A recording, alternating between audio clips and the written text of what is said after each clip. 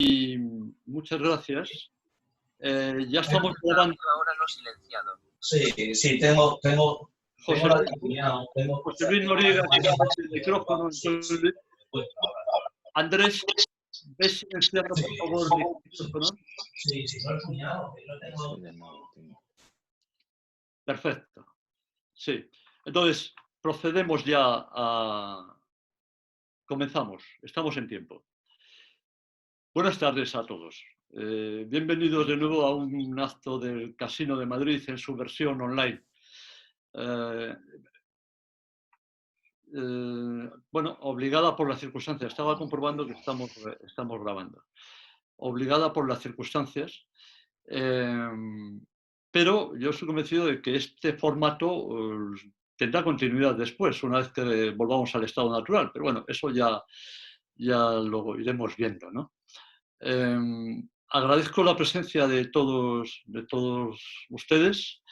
También la de Rafael Orbe Corsini, nuestro presidente, y me ha parecido ver al fondo, allí, al fondo del salón, a César Campuzano, nuestro secretario, y agradezco el interés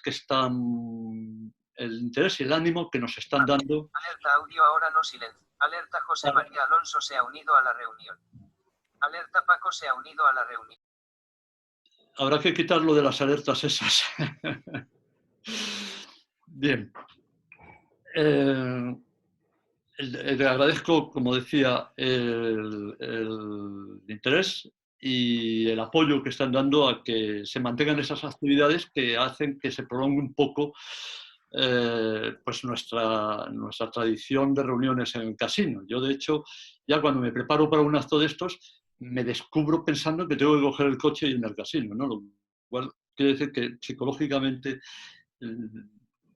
estás entrando en el tema, ¿no? También quiero agradecer el esfuerzo que está haciendo Andrés Rodríguez, nuestro gerente, que se ha puesto al frente de los mandos técnicos en estos encuentros online desde el primer día y que vigila porque todo vaya correctamente. Entonces, oye, Andrés, por favor, te ruego que aparezcas un momento, pero no el logo del casino, sino que aparezcas tú, y te damos las gracias por tu actuación. Bueno, aquí estoy y muchísimas gracias. El problema es que no estoy presentable, estoy sin corbata. Pues fuera del casino, pero inmediatamente. Bueno, muy bien. Pues yo llevo ya varios años hablando escribiendo y en los foros y en las reuniones de empresas en las que colaboro, bien porque soy miembro del consejo o porque soy asesor, que estamos viviendo tiempos de incertidumbre. Llevamos tiempos de incertidumbre. La dinámica tecnológica, los propios procesos innovadores de las empresas en todo tipo de sectores y tal, crean un cambio permanente, ¿no? Que obliga necesariamente a las empresas a adoptar estrategias empresariales que puedan hacer frente a navegar en estos tiempos de incertidumbre. Navegar en tiempos de incertidumbre exige propiciar entornos innovadores y potenciar el carácter emprendedor de las personas que forman parte del equipo, y forman parte del equipo los proveedores y los clientes, indudablemente, ¿no? Además de todos los trabajadores, en todos los niveles y ámbitos. Esto resulta crítico para empresas ser auténticamente competitivas, auténticamente líderes. Bueno, la incertidumbre ha tenido una vertiente tremenda, dramática, ¿no? Con un bicho que no se sabe si es un ser vivo o no es un ser vivo, coronavirus, ¿no? Que según el enfoque no es un ser vivo, y según el enfoque sí lo es, nos ha llevado vía sufrimiento, vía dolor, a la tribulación. Y la tribulación tiene dos salidas, y no hay más. Una es la desolación y la otra es la consolación. Esta es la que enriquece. Pero la consolación exige el encuentro entre personas. Uno no se consuela a sí mismo. El encuentro entre personas. Y ese encuentro nos lleva a crecer en humanidad. de esta crisis saldremos si nos volcamos en los demás. Y creo que puede ser el mensaje final de todo lo que vamos a ver a lo largo de esta tarde, que será duro en algunos momentos. En caso contrario, no saldremos, pero nos sacarán. Y estoy convencido que no será de buenos modos ese sacarnos.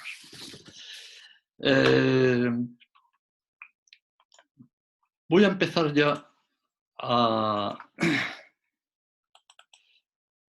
hacer la introducción, que consiste en... a ver si me quiere abrir. Sí. Consiste en dar una visión global desde la perspectiva de la naturaleza propia de la enfermedad, que estamos en fase de conocerla todavía, y del ámbito al que ha llegado esta enfermedad, lo que sabemos de ella, porque si no conocemos el fenómeno que ha originado todo este problema, que es un problema que afecta a la economía real, porque estamos sufriendo un shock ya en el plano económico que mucho más importante que los anteriores y que se caracteriza básicamente porque ha habido una quiebra de la producción como consecuencia de las políticas necesarias de aislamiento para salvaguardar la salud de la población, la vida, ya no solo la salud, en su última instancia la vida, y porque ha caído la demanda, obviamente, ¿no? Como consecuencia de este aislamiento y en general la situación general. Si no hubiera aislamiento, lo que habría serían más muertes, porque la enfermedad no está controlada, ¿no? Entonces se produce un choque de la oferta y un choque de la demanda que se caen, no un choque que confrontan entre ellas, sino que un shock que cae.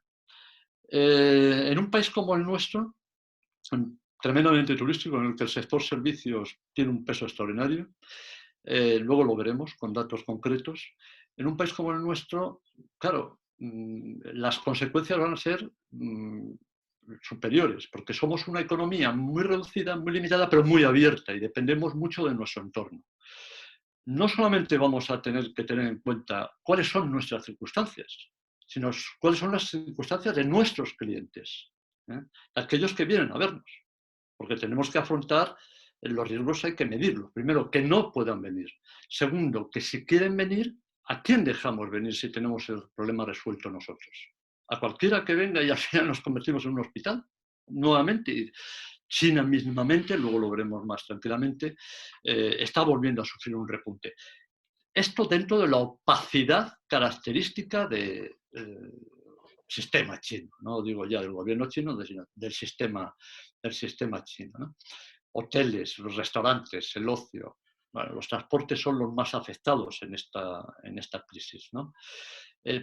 Empresas como prendas de vestir, textiles, ¿no? Bueno, la industria alimentaria se salva por los pelos. Se dice que algunos analistas han dicho que el sector agroalimentario, pero el sector agroalimentario está sufriendo extraordinariamente también, ¿no? Se le están desplomando los precios en España. Otros sectores de servicios se verán menos afectados, incluso potenciados, como es telecomunicaciones o el ocio online, ¿no?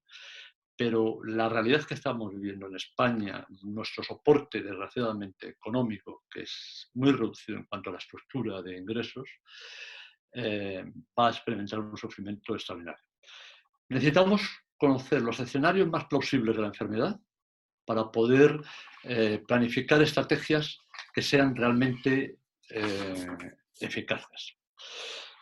Está siendo una enfermedad con una capacidad de transmisión rapidísima y con una mortandad muy elevada. Decía la Organización Mundial de la Salud, un portavoz hace 3 días, 10 veces superior a la gripe normal. Bueno, creo que todavía es pronto para saberlo.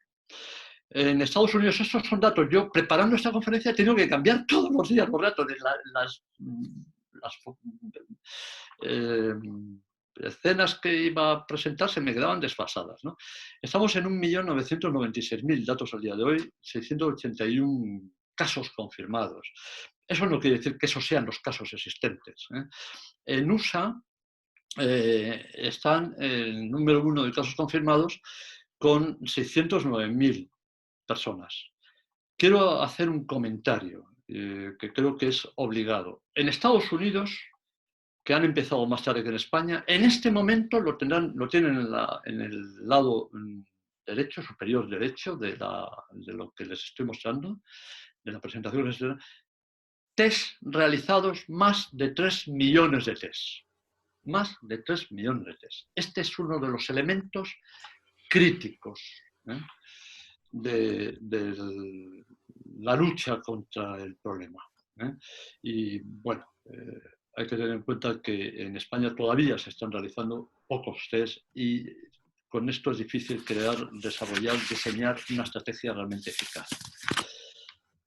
El coronavirus es una enfermedad que se está estudiando. Algunos hablan, bueno, y si se produce una mutación, pues mira, nos va a dar casi lo mismo, porque vamos a tener que seguir estudiándola, porque aunque ya se saben cosas de ella, pero todavía es una enfermedad contra la que no hay un tratamiento eficaz y contra el que no hay vacuna, ¿no? Que va a ser la clave. Y para esto, como muchos han dicho, ya tenemos más de un año. Genera en el organismo respuestas desproporcionadas, ¿no? En algunas personas, ¿no? En términos generales, pero en algunas personas las que son más sintomáticas y descontroladas del sistema inmunológico, ¿no? Lo que provoca distrés respiratorio del corazón y vasos y fallos multiorgánicos. Por eso es crítico tener unidades de atención, de soporte vital. Es crítico porque aquellos casos que, por las circunstancias que veremos, entran en crisis, la única manera de darles una expectativa es esa. Y los que fallecen son porque, bueno, algunos porque no consiguen superarlo, pero la gran mayoría de los fallecidos en España hasta este momento no han tenido apoyo de ningún tipo, porque la sanidad española, esto lo veremos también luego, las razones, se ha quedado desbordada. Actualmente, algunos tratamientos también pueden derivar en diabetes iatrogénica, ¿no? Con lo cual la recuperación, el páncreas está fastidiado con el tratamiento y la recuperación lleva un cierto tiempo, no es salir del hospital. Si no sales del hospital, en algunas ocasiones incluso con la inyección, ¿no? Para combatir la diabetes, para superar la diabetes. En los casos más graves, como decía, el paciente precisa soporte vital. Depende la enfermedad, el desarrollo de la misma, de la carga vírica recibida. Depende de la vía por la cual se ha producido el contagio, que está muy relacionado con lo anterior, porque la carga vírica es muy distinto si es una vía indirecta, a través de un medio, de un soporte, de una superficie. Normalmente suele ser una carga inferior a si es una vía directa como consecuencia de un estornudo, ¿no? Obviamente factores genéticos del paciente tienen importancia. La persistencia de otras patologías graves, principalmente la cardiovascular, la hipertensión y la diabetes, tienen una importancia considerable. Me he pasado a estas. Algunos epidemiólogos están diciendo que la memoria de respuesta del organismo a otros ataques víricos, como por ejemplo que hayan sido vacunados recientemente contra la gripe y demás, que eso ayuda, pero no está muy claro, ¿no? Y lo que es imprescindible es la inmediata respuesta sanitaria, adecuada al estado del paciente y la previsible evolución del mismo, ¿no? Es crítico para la supervivencia y esto es lo que marca con las medidas de evitar el contagio, es lo que marca la mayor o menor mortandad. Esto es un cuadro que elaboró hace un mes el Boston Consulting Group en colaboración con Johns Hopkins University, que es para mí la institución que mejores datos está aportando. Es el 25 de marzo, donde preveían que probablemente en el estado de mayor duración de la enfermedad, y vamos a eso, a nivel mundial, insisto, China está sufriendo un repunte, hasta hace poco, hasta la semana pasada, Italia estaba volviendo a sufrir repunte, ahora mismo no, el Reino Unido está en este momento todavía en repunte, Bueno, pues hablaban de irnos al mes de julio con facilidad, con facilidad. ¿Qué está generando esta situación? Pues muertos, muchos muertos, y luego personas incapacitadas, no permanentemente, algunas quizás sí, un número escaso, pero no permanentemente, pero sí durante lo que es todo el tiempo del transcurso de la enfermedad, ¿no? En este momento, al día de hoy, la mortandad está encabezada por Bélgica, con un 13,4% de los casos detectados. De los casos detectados. Este es un gráfico de casos detectados. ¿Cómo son casos detectados? Diagnosticados como tal, bien sea vía test o bien sea por ya ingreso en hospitalario. Italia el 13%, el Reino Unido el 12,8%, Francia. Veréis que España está en sexta posición en mortandad por casos detectados. Hasta el sábado, España ocupaba la segunda posición detrás de Italia, que ocupaba la primera posición. China está mucho más atrás, Corea ni aparece. Alemania está aquí en este listado reducido de 10 países en última posición. Pero claro, el problema es que el esfuerzo, el trabajo de los distintos países para detectar los contagios no es el mismo. Estaba comentando que en Estados Unidos en apenas 15 días han desarrollado, han hecho más de 3 millones de test. No es el caso de España. Con lo cual, yo he optado para dar una idea más aproximada de cuál es la situación de cada uno de estos países que estoy contemplando, donde están nuestros principales clientes. Elaborado por 100.000 habitantes. Por 100.000 habitantes, la cosa cambia extraordinariamente, como podéis ver. Por 100.000 habitantes, España va a la cabeza, fallecimientos por 100.000 habitantes va a la cabeza con un 38,64 por cada 10.000 habitantes. O sea, con 38,64 fallecidos por cada 100.000 habitantes. Nos sigue Bélgica, a continuación Italia, Francia, el Reino Unido, Holanda, Estados Unidos, Irán, Alemania y China. Y en España hay dos problemas en este momento. Uno, hay fallecidos que no se han conocido todavía. Todavía se están descubriendo en residencias fallecimientos que no se habían declarado. Dos, más de 1 millón de habitantes, más de 1 millón de ciudadanos en España viven solos, tienen más de 70 años y viven solos.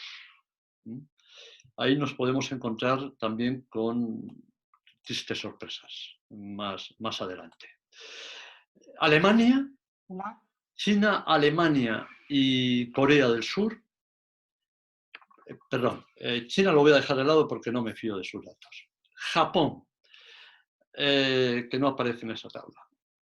Alemania y Corea del Sur son los países que en mayor efectividad están desarrollando en su lucha contra el coronavirus, en cuanto a evitar la mortandad.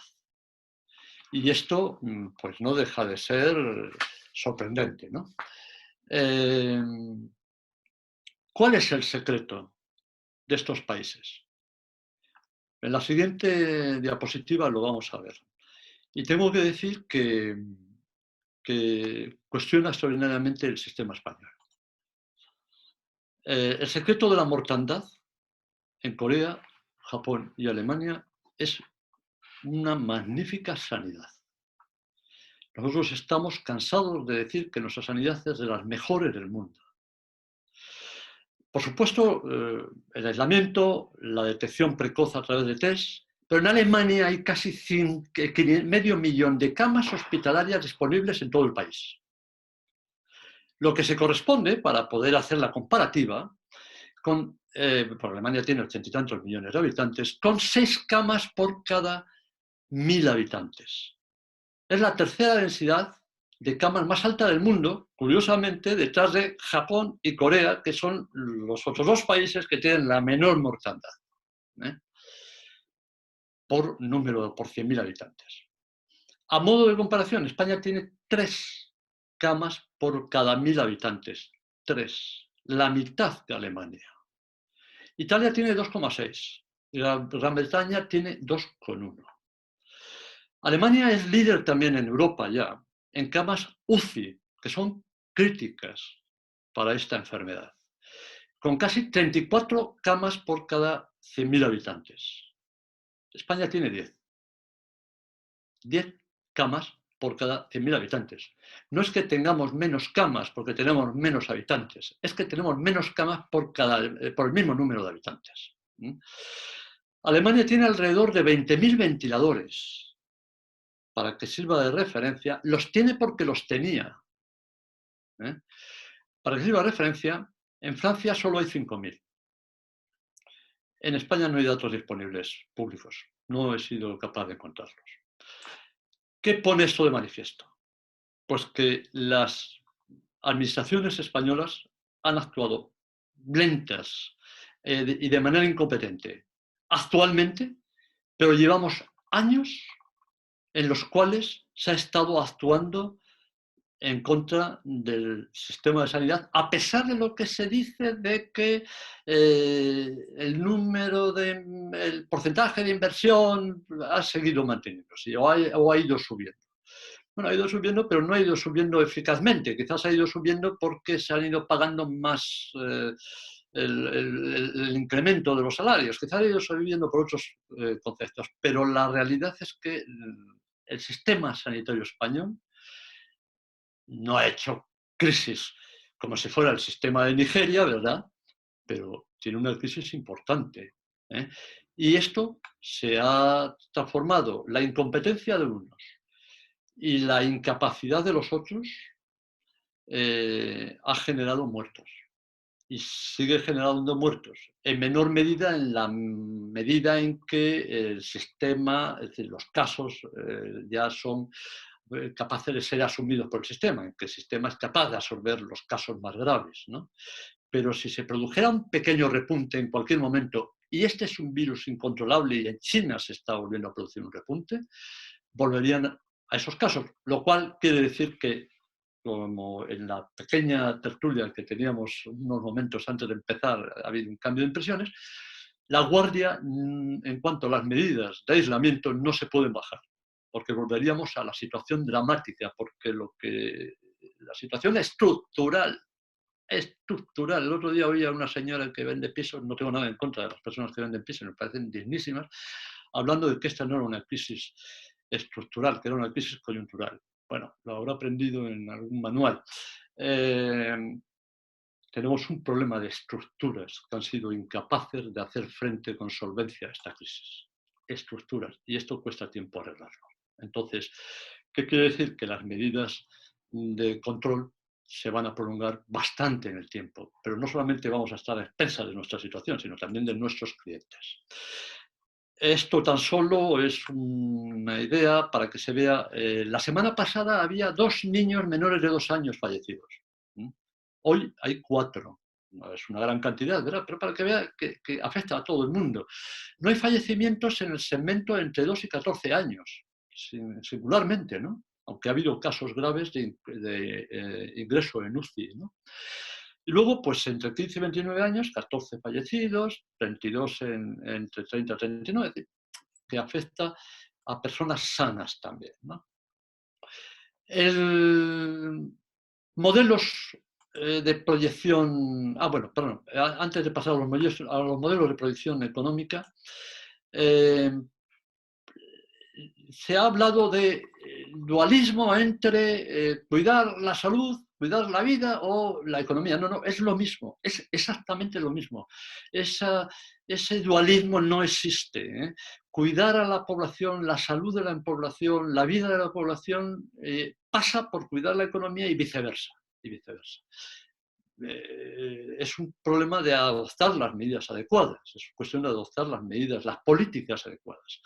Lo demás son signos de incompetencia. No se puede sacrificar la vida a costa de la economía, como bueno, dicen algunos, ni se puede sacrificar la economía a costa de la vida, como decía Trump. No, es falso, ese silogismo es falso. Pero, ¿qué es lo que hay que hacer entonces? Pues tener muy claro a la hora de actuar, y esto forma parte de los elementos rudimentales de cualquier estrategia de empresa, cuál es la realidad en la que te mueves, cuál es tu mercado, cuáles son tus proveedores, cuáles son tus clientes, cuáles son los problemas que tienes que afrontar. Conocimiento preciso de la población infectada, con o sin sintomatología, porque los no sintomáticos contagian.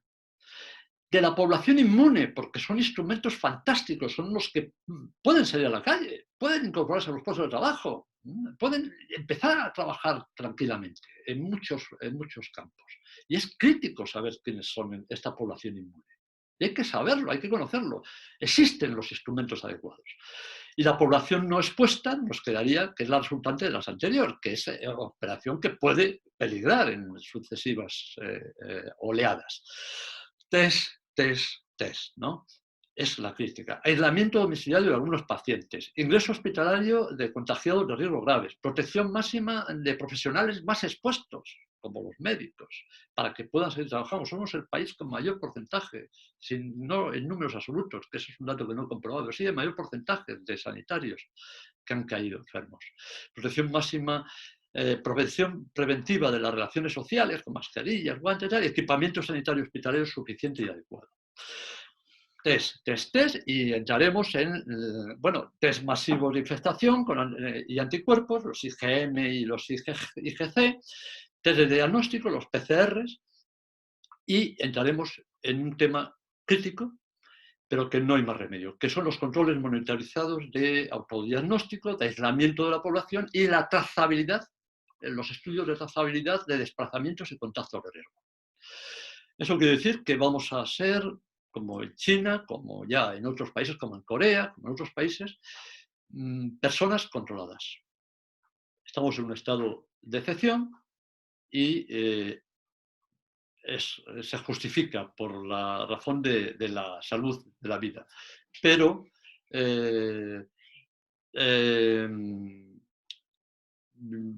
ya veremos qué pasa después. Bien. Se estima un descenso de... Yo he estado buscando distintas fuentes. Bueno, estoy trabajando continuamente con fuentes económicas. Bueno, muy deficientes. Pongo las últimas, a continuación pondré la de ayer, del Fondo Monetario Internacional. Se estima un descenso del PIB en el año 2020 por parte de la COE, en un informe que editó y publicó el 8 de abril, del orden del PIB del menos 5%, en un escenario de recuperación intensa. Para ellos, recuperación intensa es que en junio estamos todos trabajando, olvídense.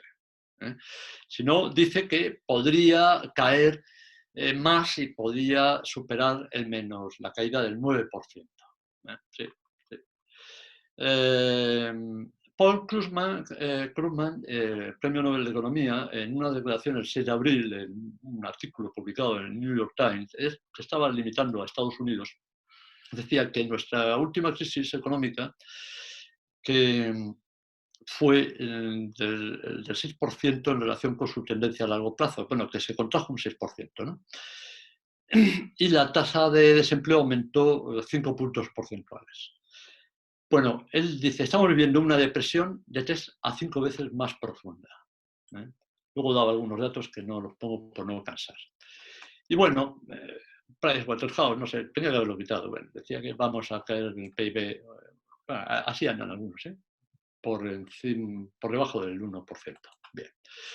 Ayer se descolgaba el Fondo Monetario Internacional con estos resultados, de los cuales avanzaba que para la zona euro teníamos en el 2020 una caída de menos 7,5, o sea, de 7,5 puntos en el PIB. Y a España de 8 puntos en el PIB. Bueno, veremos que la caída va a ser muy superior. No, el Fondo Monetario Internacional, como le sucede en sus previsiones, terminará acertando el 31 de diciembre lo que va a suceder. Me he cogido, en esto de mostrarles el escenario global, para dar paso rápidamente a Miguel Córdoba, me he cogido unos datos del Instituto IFO alemán que me parecen que son rigurosos. Ellos han diseñado 6 escenarios y los voy a mostrar rapidísimamente en varios países que nos afectan directamente. 6 escenarios. De esos 6 escenarios yo he cogido 5. Observen que en una crisis que va a largo plazo, es decir, a 12 semanas, iremos a más de 12 semanas, ellos ya la estiman, en el mejor de los casos que no se da, del 12% de caída del PIB para España y del 20%, no en el peor, sino en el segundo peor escenario. Bueno, con una pérdida próxima a los 250.000 millones de euros. Y nuestro principal cliente turístico, el Reino Unido, le estima una caída importante del PIB que también supera en el mejor de los escenarios el 10% y que puede llegar al 18%. Este es nuestro principal cliente turístico, los demás turistas nos envían, pero es que además, o sea, va a haber un problema de poder adquisitivo y un segundo problema que es de disponibilidad. Ya veremos cuándo pueden venir estos turistas. Alemania tiene una situación parecida a nosotros. España y Alemania, Alemania por es una economía abierta y España por el turismo, somos los que mayores riesgos estamos asumiendo de cara a lo que pueda suceder con la caída de la riqueza y de la producción.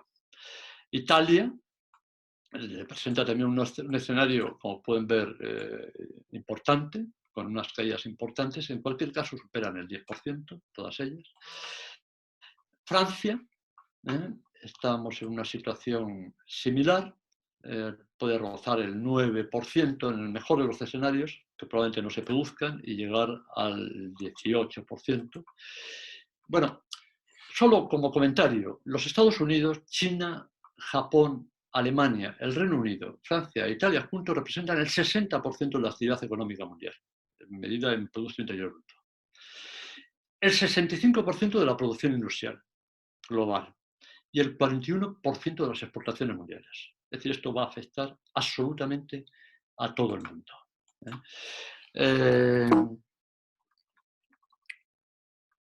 Dejo de compartir y quiero ahora ya pasar a presentar a un buen amigo que es Miguel Córdoba, que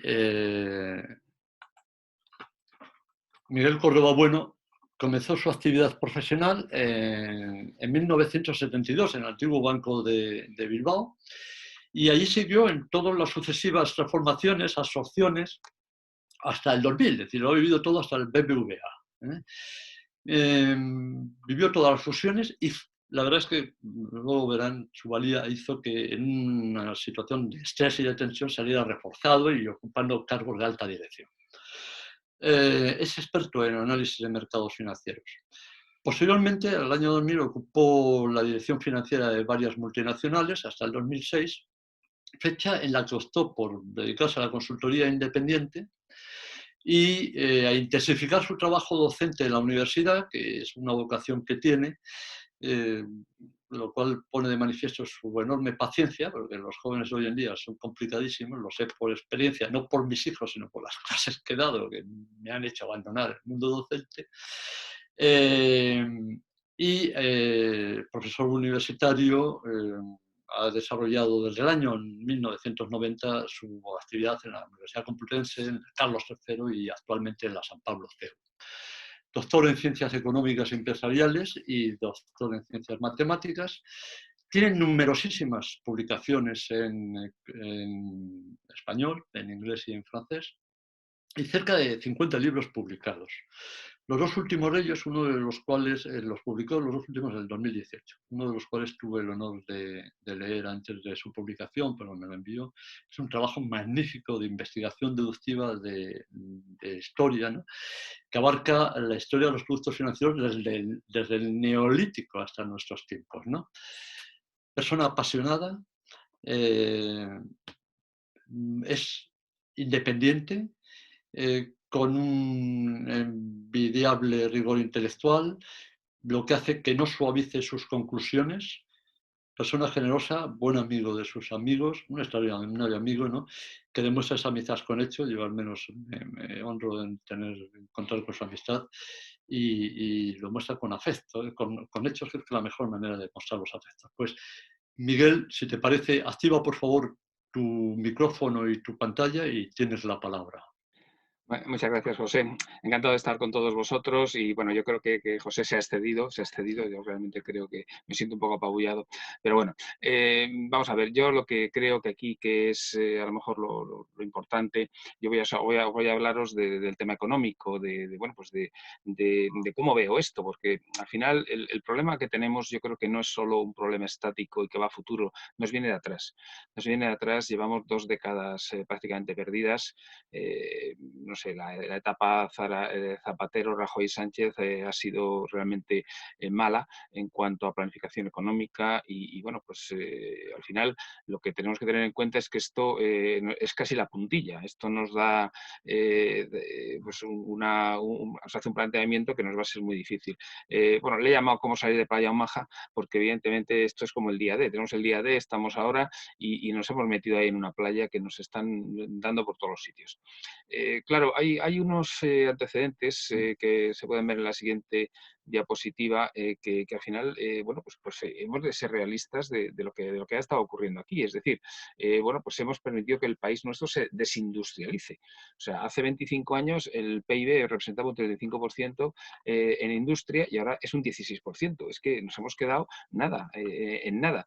Por eso decía que esta etapa, sobre todo las 2 últimas décadas, han sido un desastre porque al fin y al cabo los puestos industriales son los puestos que son indefinidos, que están mejor pagados y tal, ¿no? Entonces, claro, yo recuerdo que cuando tenía mucha ilusión cuando Rajoy en el 2011 cogió el mando y dije, bueno, ahora que tiene el poder y tiene mayoría absoluta, pues va a por fin cambiar nuestro modelo productivo. Es que no se ha hecho nada.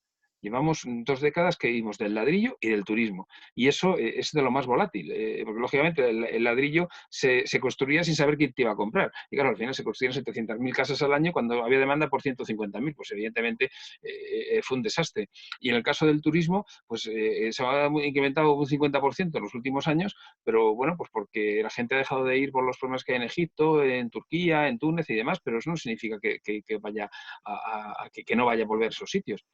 Entonces, bueno, volviendo a los últimos años, por ejemplo, pues cuando entró el señor Rajoy en la Moncloa tenía lo que llamamos comodines, ¿no? Como en la televisión. Tenía una hucha con 70.000 millones de euros en las pensiones y una deuda muy bajita. Y dice, bueno, vale. Entonces, en fin, durante los 6 años se consumió los 70.000 millones de la hucha de las pensiones e incrementó el 50% de la deuda pública. Es decir, el dinero que realmente iba entrando en la economía era porque él emitía bonos y se los compraban en el mercado, pero sobre todo se los compraba el Banco Central Europeo. De hecho, toda la deuda que ha necesitado desde el 2015 España hasta ahora la ha comprado el Banco Central Europeo. Si no, nadie nos hubiera comprado la deuda. Entonces, son unas situaciones realmente complicadas. Tenemos unos defectos, como decía antes José, que decía, no, es que me dicen que tal, que esto es coyuntural. No, no, mire usted. Os voy a poner un simple ejemplo con el tema de los coches, las famosas plantas de coches. El 25% de las exportaciones españolas, que está la gente muy orgullosa, son coches.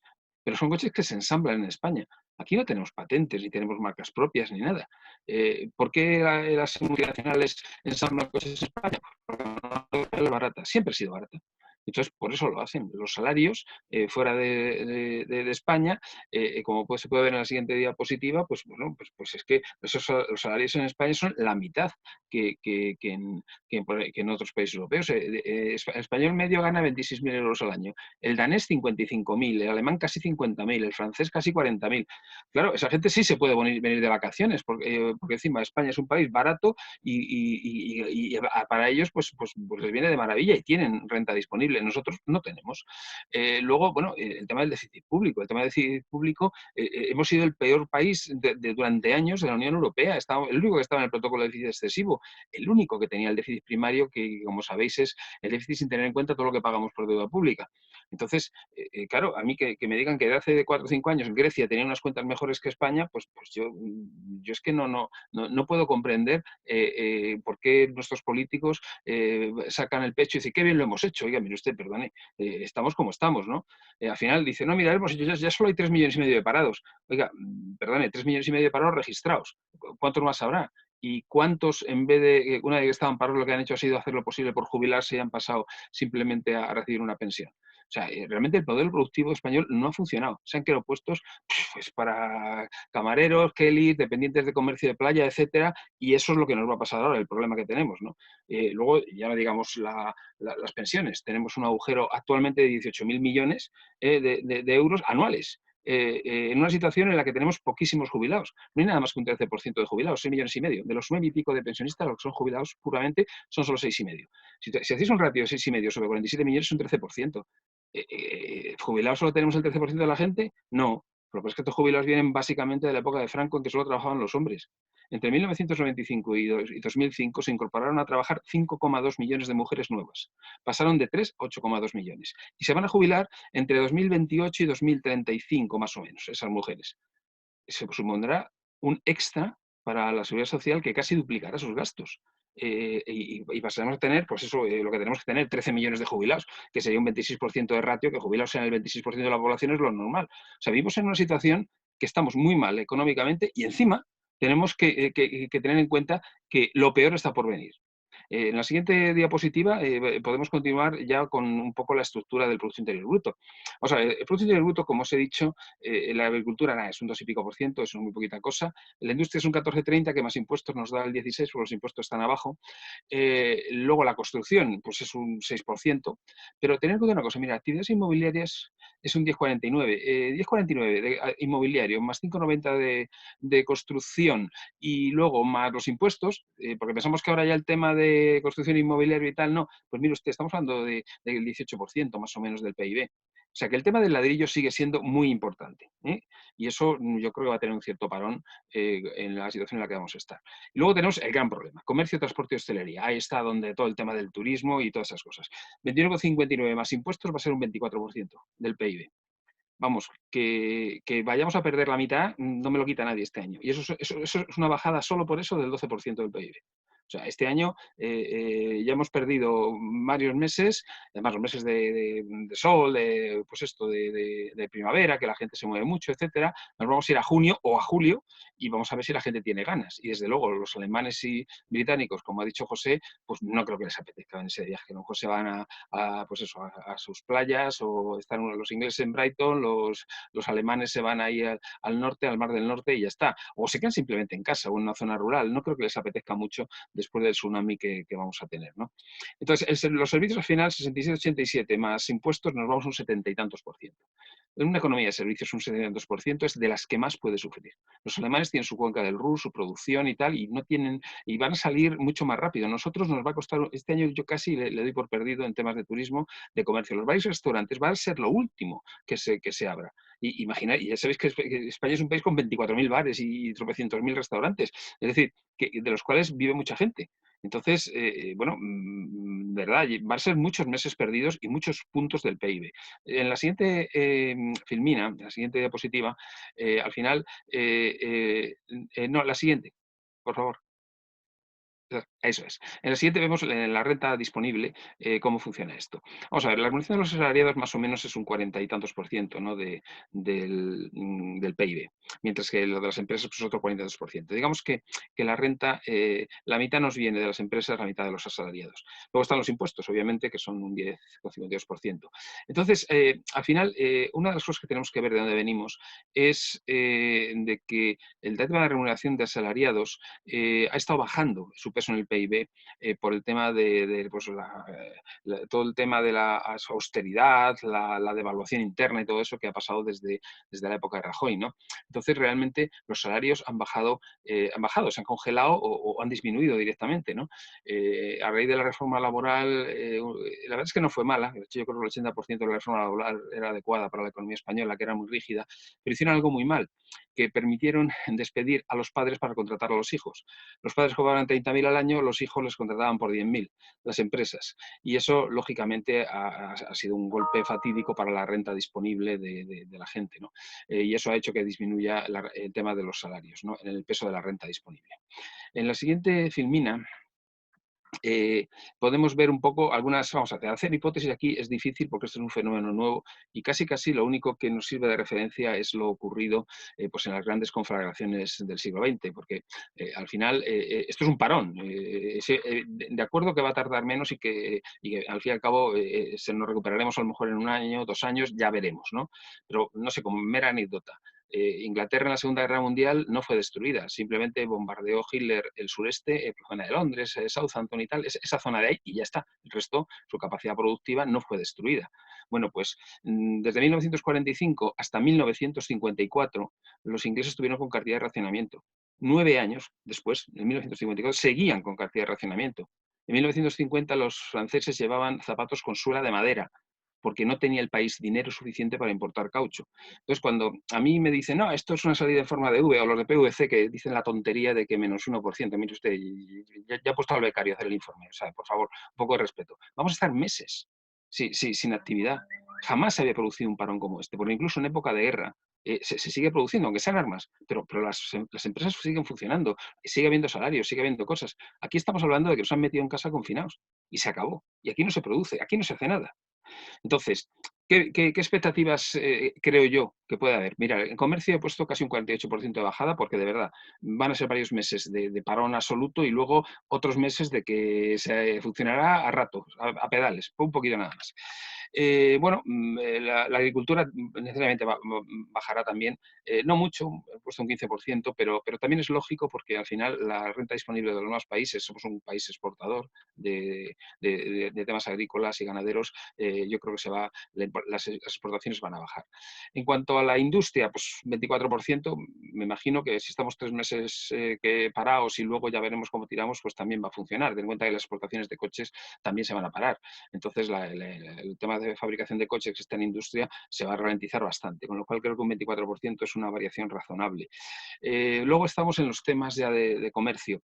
Bueno, evidentemente es difícil hacer, nadie tenemos una bola de cristal. He ido poniendo una serie de porcentajes, no sé, yo creo que temas de actividades profesionales, científicas, técnicas, vamos, todo lo que es el consulting, estas cosas, un 30% abajo no nos lo quita nadie. Lo único que va a subir es las administraciones públicas, educación y sanidad, que incrementa un 38% el PIB ahí porque el Estado va a intervenir la economía y va a tirar para arriba del PIB a base de endeudarse y meter dinero en la economía. Es la única opción que le va a quedar. Al final, después de toda esta historia, a mí me sale que podemos bajar un 18% el Producto Interior Bruto este año, en el 2020. Ya sé que es superior a lo que dicen otros. Yo lo he hecho base cero, que se dice, me he ido sector por sector, he expresado mis opiniones sobre lo que puede ocurrir y directamente las he plasmado. Al final ha salido 18, como podría haber salido 15, podría haber salido 20, pero me sale menos 18. Está más en línea con el Instituto Alemán este que decía José, que por ejemplo, ya le digo, lo de Pricewaterhouse no me lo creo, y los del FMI que decían el 1% de bajada hace un mes, ahora dicen el 8%. En el mes siguiente dirán el 15%. Pero yo me siento cómodo con esa cifra desde el punto de vista de haber hecho un cuadro. En la siguiente filmina podemos ver en la renta cómo afectar esto. Las remuneraciones de asalariados he puesto que bajarían un 9, más o menos, 9-10%. ¿Por qué digo esto? Porque el Estado va a meter dinero para los salarios, no va a permitir que la renta de los asalariados disminuya. Sí va a disminuir algo porque obviamente si te vas con el 75% en un ERTE, pues al final el 25% no te lo pagan, a lo mejor te pueden pagar con la empresa, pero no necesariamente. Con lo cual un 9% me sale razonable. En cuanto a impuestos, yo creo que van a bajar un 18%, porque claro, si el PIB baja un 18%, pues los impuestos son un porcentaje, vamos a mantener ese 18%. Luego, en cuanto a las empresas, he puesto un 27% abajo. Yo creo que van a sufrir bastante, tanto autónomos como determinadas empresas, sobre todo turismos, bares, restaurantes. Entonces, yo creo que beneficios un 27%, y a lo mejor me quedo corto, pero bueno, ahí está. Con lo cual me sale efectivamente también un 18% de bajada de la renta nacional bruta, y en consumo de capital fijo un 12%, pero bueno, eso ya me preocupa menos. Al fin y al cabo, los bienes duraderos y estas cosas tampoco es algo que me preocupe. En la siguiente diapositiva, no, ya no tenemos diapositivas.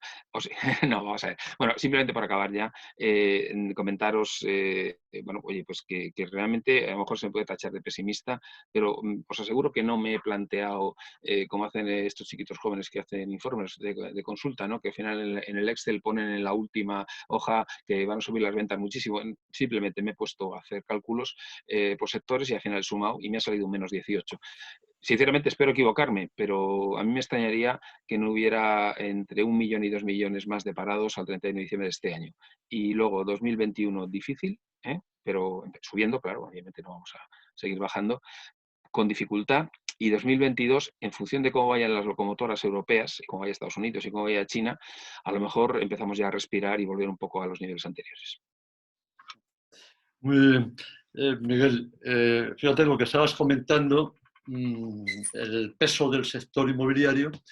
Un problema que en este momento existe es tanto negocio que no puede trabajar, tanta pequeño comercio, ¿no?, que no puede trabajar y que está en muchos de ellos en régimen de alquiler y que se tienen que empezar a plantear no poder pagar los arrendamientos.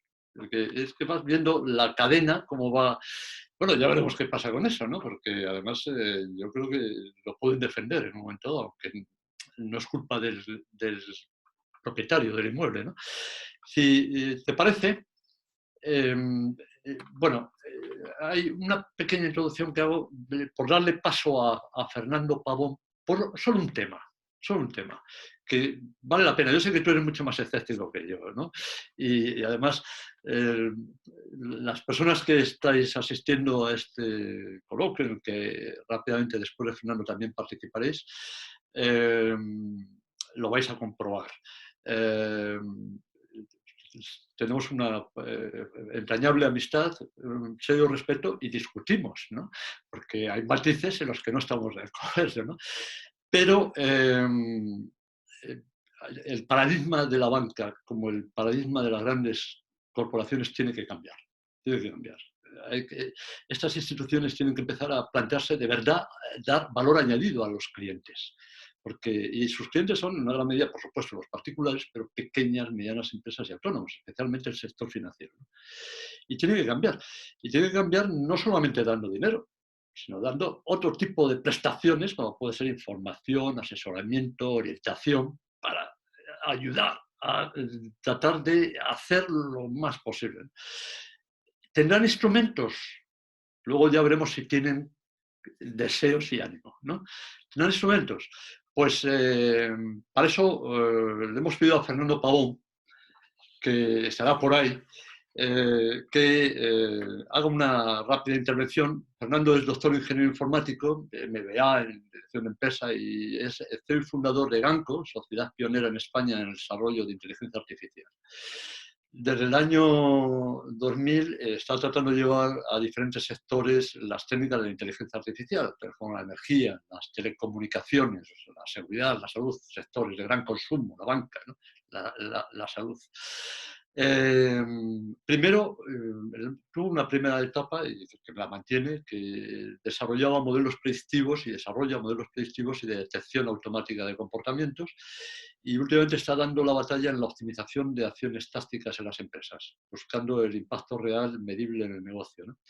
Ya verán que es muy sevillano, si bien afincado en Madrid desde hace años ya por razones profesionales, buen amigo también y generoso divulgador de sus conocimientos.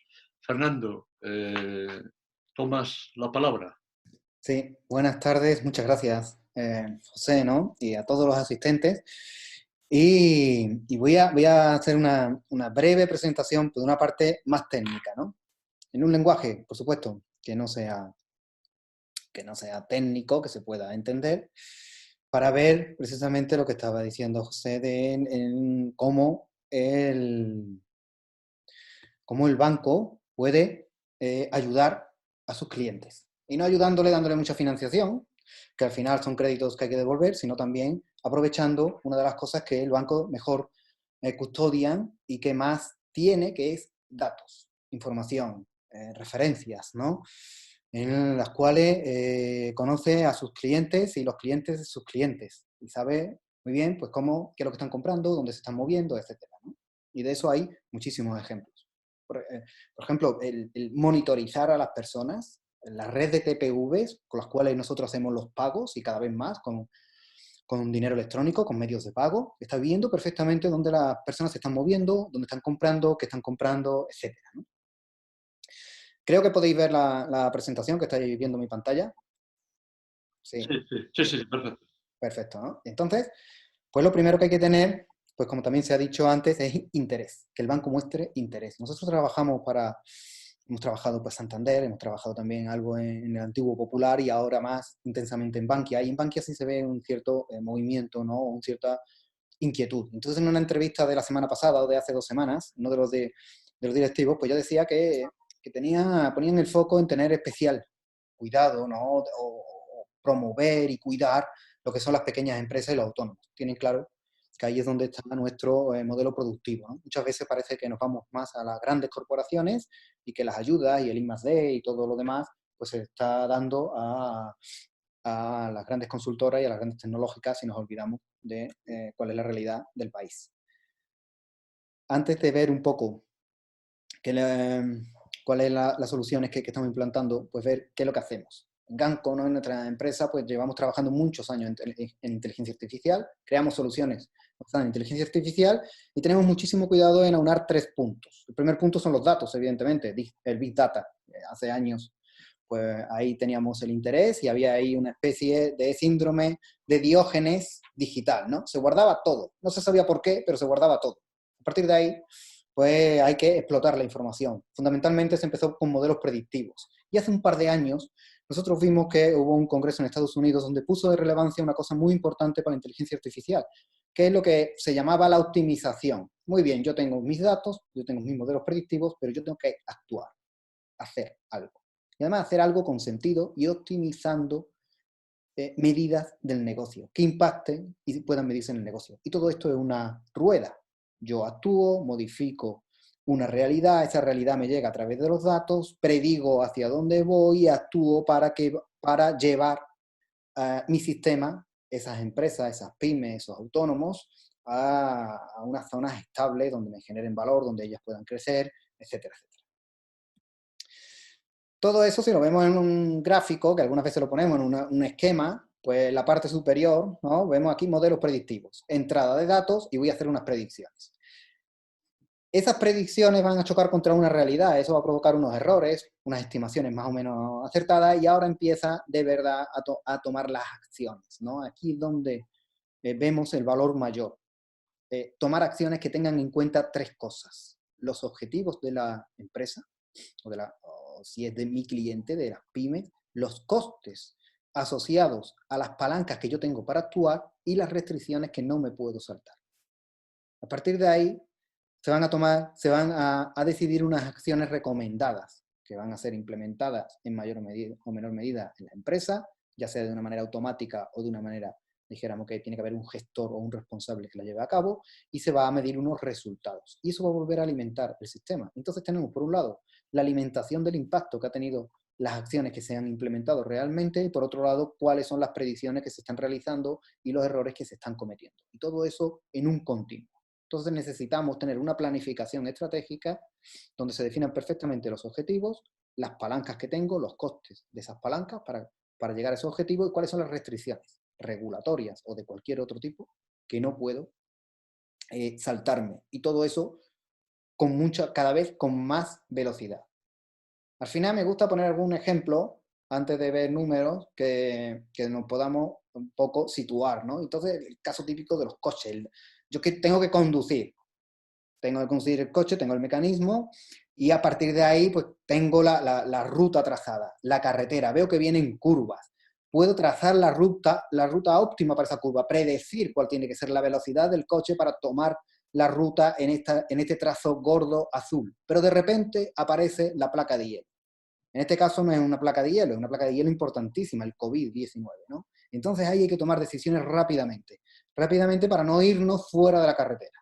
Si nos vamos fuera de la carretera y encima hay un precipicio, como parece que tenemos a nuestros lados, por toda la historia que Miguel, por ejemplo, ha contado estupendamente bien, ¿no? Pues lógicamente nos vamos a despeñar. Si podemos controlar en algo y tenemos palancas para controlar en algo, una vez que ya tenemos la estrategia, el sistema sí puede tomar automáticamente aquellas acciones que beneficien la trayectoria, no como la teníamos prevista en un principio, pero sí que haga que se mantenga dentro de los márgenes marcados. Por eso, muchas veces, y en una de las charlas que tuvimos también en el casino lo dijeron, y es verdad, donde te presentas delante de una gran empresa y te dicen, dígame qué puedo hacer con tus mecanismos, analítica, con tu inteligencia artificial. No, esa no es la cuestión.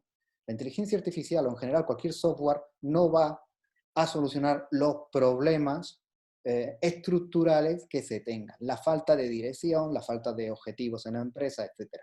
Lo que puede hacer es lo que puede hacer una vez que tengamos esa estrategia y esos objetivos, que la empresa recorra el camino marcado lo más rápido y lo más seguro posible. Pero lógicamente no va a sustituir nunca, dijéramos, a tener un terreno de juego marcado. Tenemos máquinas que aprenden y ganan a maestros del ajedrez porque tienen perfectamente marcadas las reglas del ajedrez, o del Go, que es un juego mucho más complejo que el ajedrez, porque también sabe cómo son esas reglas y ese terreno lo tiene marcado. Pero no, la máquina a día de hoy no puede inventarse un juego de ajedrez o de Go o de cualquier otra cosa similar. Ni sabe que está jugando tampoco. Al final, como he dicho antes, no es solamente recorrer el camino, sino crecer mientras que está recorriendo el camino, descubrir oportunidades y ayudar a materializar esas oportunidades con las palancas que se tienen. Entonces, estos dos ejemplos son ejemplos de canales de venta o de televenta, donde estamos trabajando con autónomos y con pequeñas y medianas empresas. Uno de ellos es uno de los canales más golpeados por esta crisis, que es el canal del consumo fuera del hogar. Hay 300.000 bares y restaurantes aquí, con un porcentaje altísimo de bares que dependen de autónomos. Una hostelería organizada que todavía no es un porcentaje muy grande, pero va creciendo, ¿no? Entonces aquí la empresa se encuentran con sectores donde hay mucha empresa pequeña y donde hay mucha competencia, donde el canal está muy maduro, pero aún así se es capaz de ver cuáles son las oportunidades comerciales que se tienen, crecer con esas oportunidades comerciales y encima mantener pues una rentabilidad, ¿no? Dar un servicio óptimo al cliente y a la vez mantener una rentabilidad del negocio. Las dos cosas al mismo tiempo, ¿no? Y ya para finalizar con este tema, ¿no? Truculento del virus, pues ahora, por ejemplo, una aplicación que tenemos en el banco que era predecir el impago en la cartera de créditos, en mi cartera buena de créditos, y definir qué acciones tomar para mitigar el efecto de ese impago, ahora está teniendo más sentido aún porque también se le está dando, o se está empezando a ver, primero, qué efecto va a tener COVID, que no se sabe, efecto, dijéramos, cuantitativo y hacer las predicciones, eso necesitamos mes de marzo, que lo estamos teniendo a día de hoy. Pero segundo, también ver cómo ayudar a los clientes a salvar esta situación con un coste acotado por parte del banco, dándole un servicio óptimo y viendo estas palancas que son dinámicas, ¿no? Y esos costes que también son dinámicos, pues el banco puede en un momento dado cambiarlo y darle un poquito más de holgura para ayudar a que gente que a día de hoy no tienen problemas, pues que no tengan esos problemas o que esos problemas sean los menores, mitiguen el problema de un posible impago o de un posible empeoramiento de su cartera de activos buenos, ¿no? Y poco más. Estas eran las 4 ideas, ¿no? Que de un punto de vista mucho más de predicción, control y explotación de la información y acción conforme a ese conocimiento obtenido de la información. Bueno, quita la pantalla, compartir pantalla y procedemos. Bueno, tenemos instrumentos, maquinarias, tal. Yo parto, vamos, Miguel, estoy totalmente de acuerdo contigo en tus predicciones. Lo hemos hablado en varias ocasiones. Vamos a estar más cerca del 20 que del 10 y del 11 y del 12, ¿no? Estamos en una situación absolutamente excepcional, pero absolutamente excepcional. Creo que lo comentaba en la introducción, ¿no? O colaboramos todos. A mí lo que me preocupa es que venimos de una situación en la cual perdimos mucha estructura, comillas, empresarial, en el sentido de que perdimos mucho empresario que se vino abajo, no porque se desanimara, sino porque se arruinó. Y todavía debe. Todavía debe. Claro, que se vuelva a repetir la operación, pues es inviable.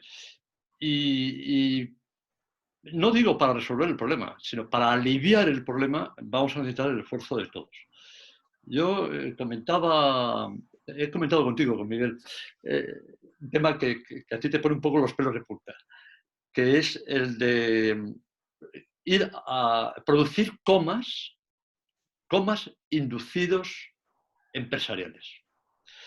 Es decir, hay sectores que, dada la falta de actividad a la que se ven abocados, lo único que se puede ahora mismo hacer es que sufran lo menos posible.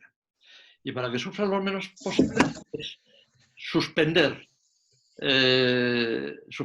los costes salariales. Claro, el Estado tiene que asumir algo. Eso ya se está haciendo, ¿no? Con los ERTEs y demás. En parte. No sé si están cobrando. Esta es la segunda parte, ¿no? Segundo, los costes fiscales. O sea, tercero, el resto de los costes. Claro, aquí entramos en una dinámica que es, dentro de esos costes están, por ejemplo, los costes inmobiliarios, donde trasladas el problema, si dejas de pagar el inmueble, porque no puedes hacer uso, trasladas el problema al propietario. Que el propietario puede aguantar o no puede aguantar. Claro, te digo, o sea, la realidad es muy compleja y hay sectores que hay que dejar en stand-by porque no puedes correr el riesgo de que quiebren esos empresarios y que luego aparezcan nuevos empresarios. Independientemente de que conozco tu idea de que hay empresarios que sería mejor que desaparecieran. Y que comparto en parte. Pero la sensación que tengo es que se comparta o no mi tesis, ¿no? Incluso de llevar a la situación esa de mantener en estado vegetativo una serie de sectores y de empresas, ¿no? Es que al menos forma parte de una realidad que hay que tratar. Es decir, que la solución será esa o no será esa. Pero la sensación que tengo es que el gobierno actual, ya hemos visto que el problema que tenemos hoy en día no es del gobierno, solamente del gobierno actual, que viene de atrás. Pero que el gobierno actual no es que no vaya por estos derroteros, es que no tienen ni idea ni siquiera de lo que sucede en la sociedad económica o de la perspectiva económica de la sociedad.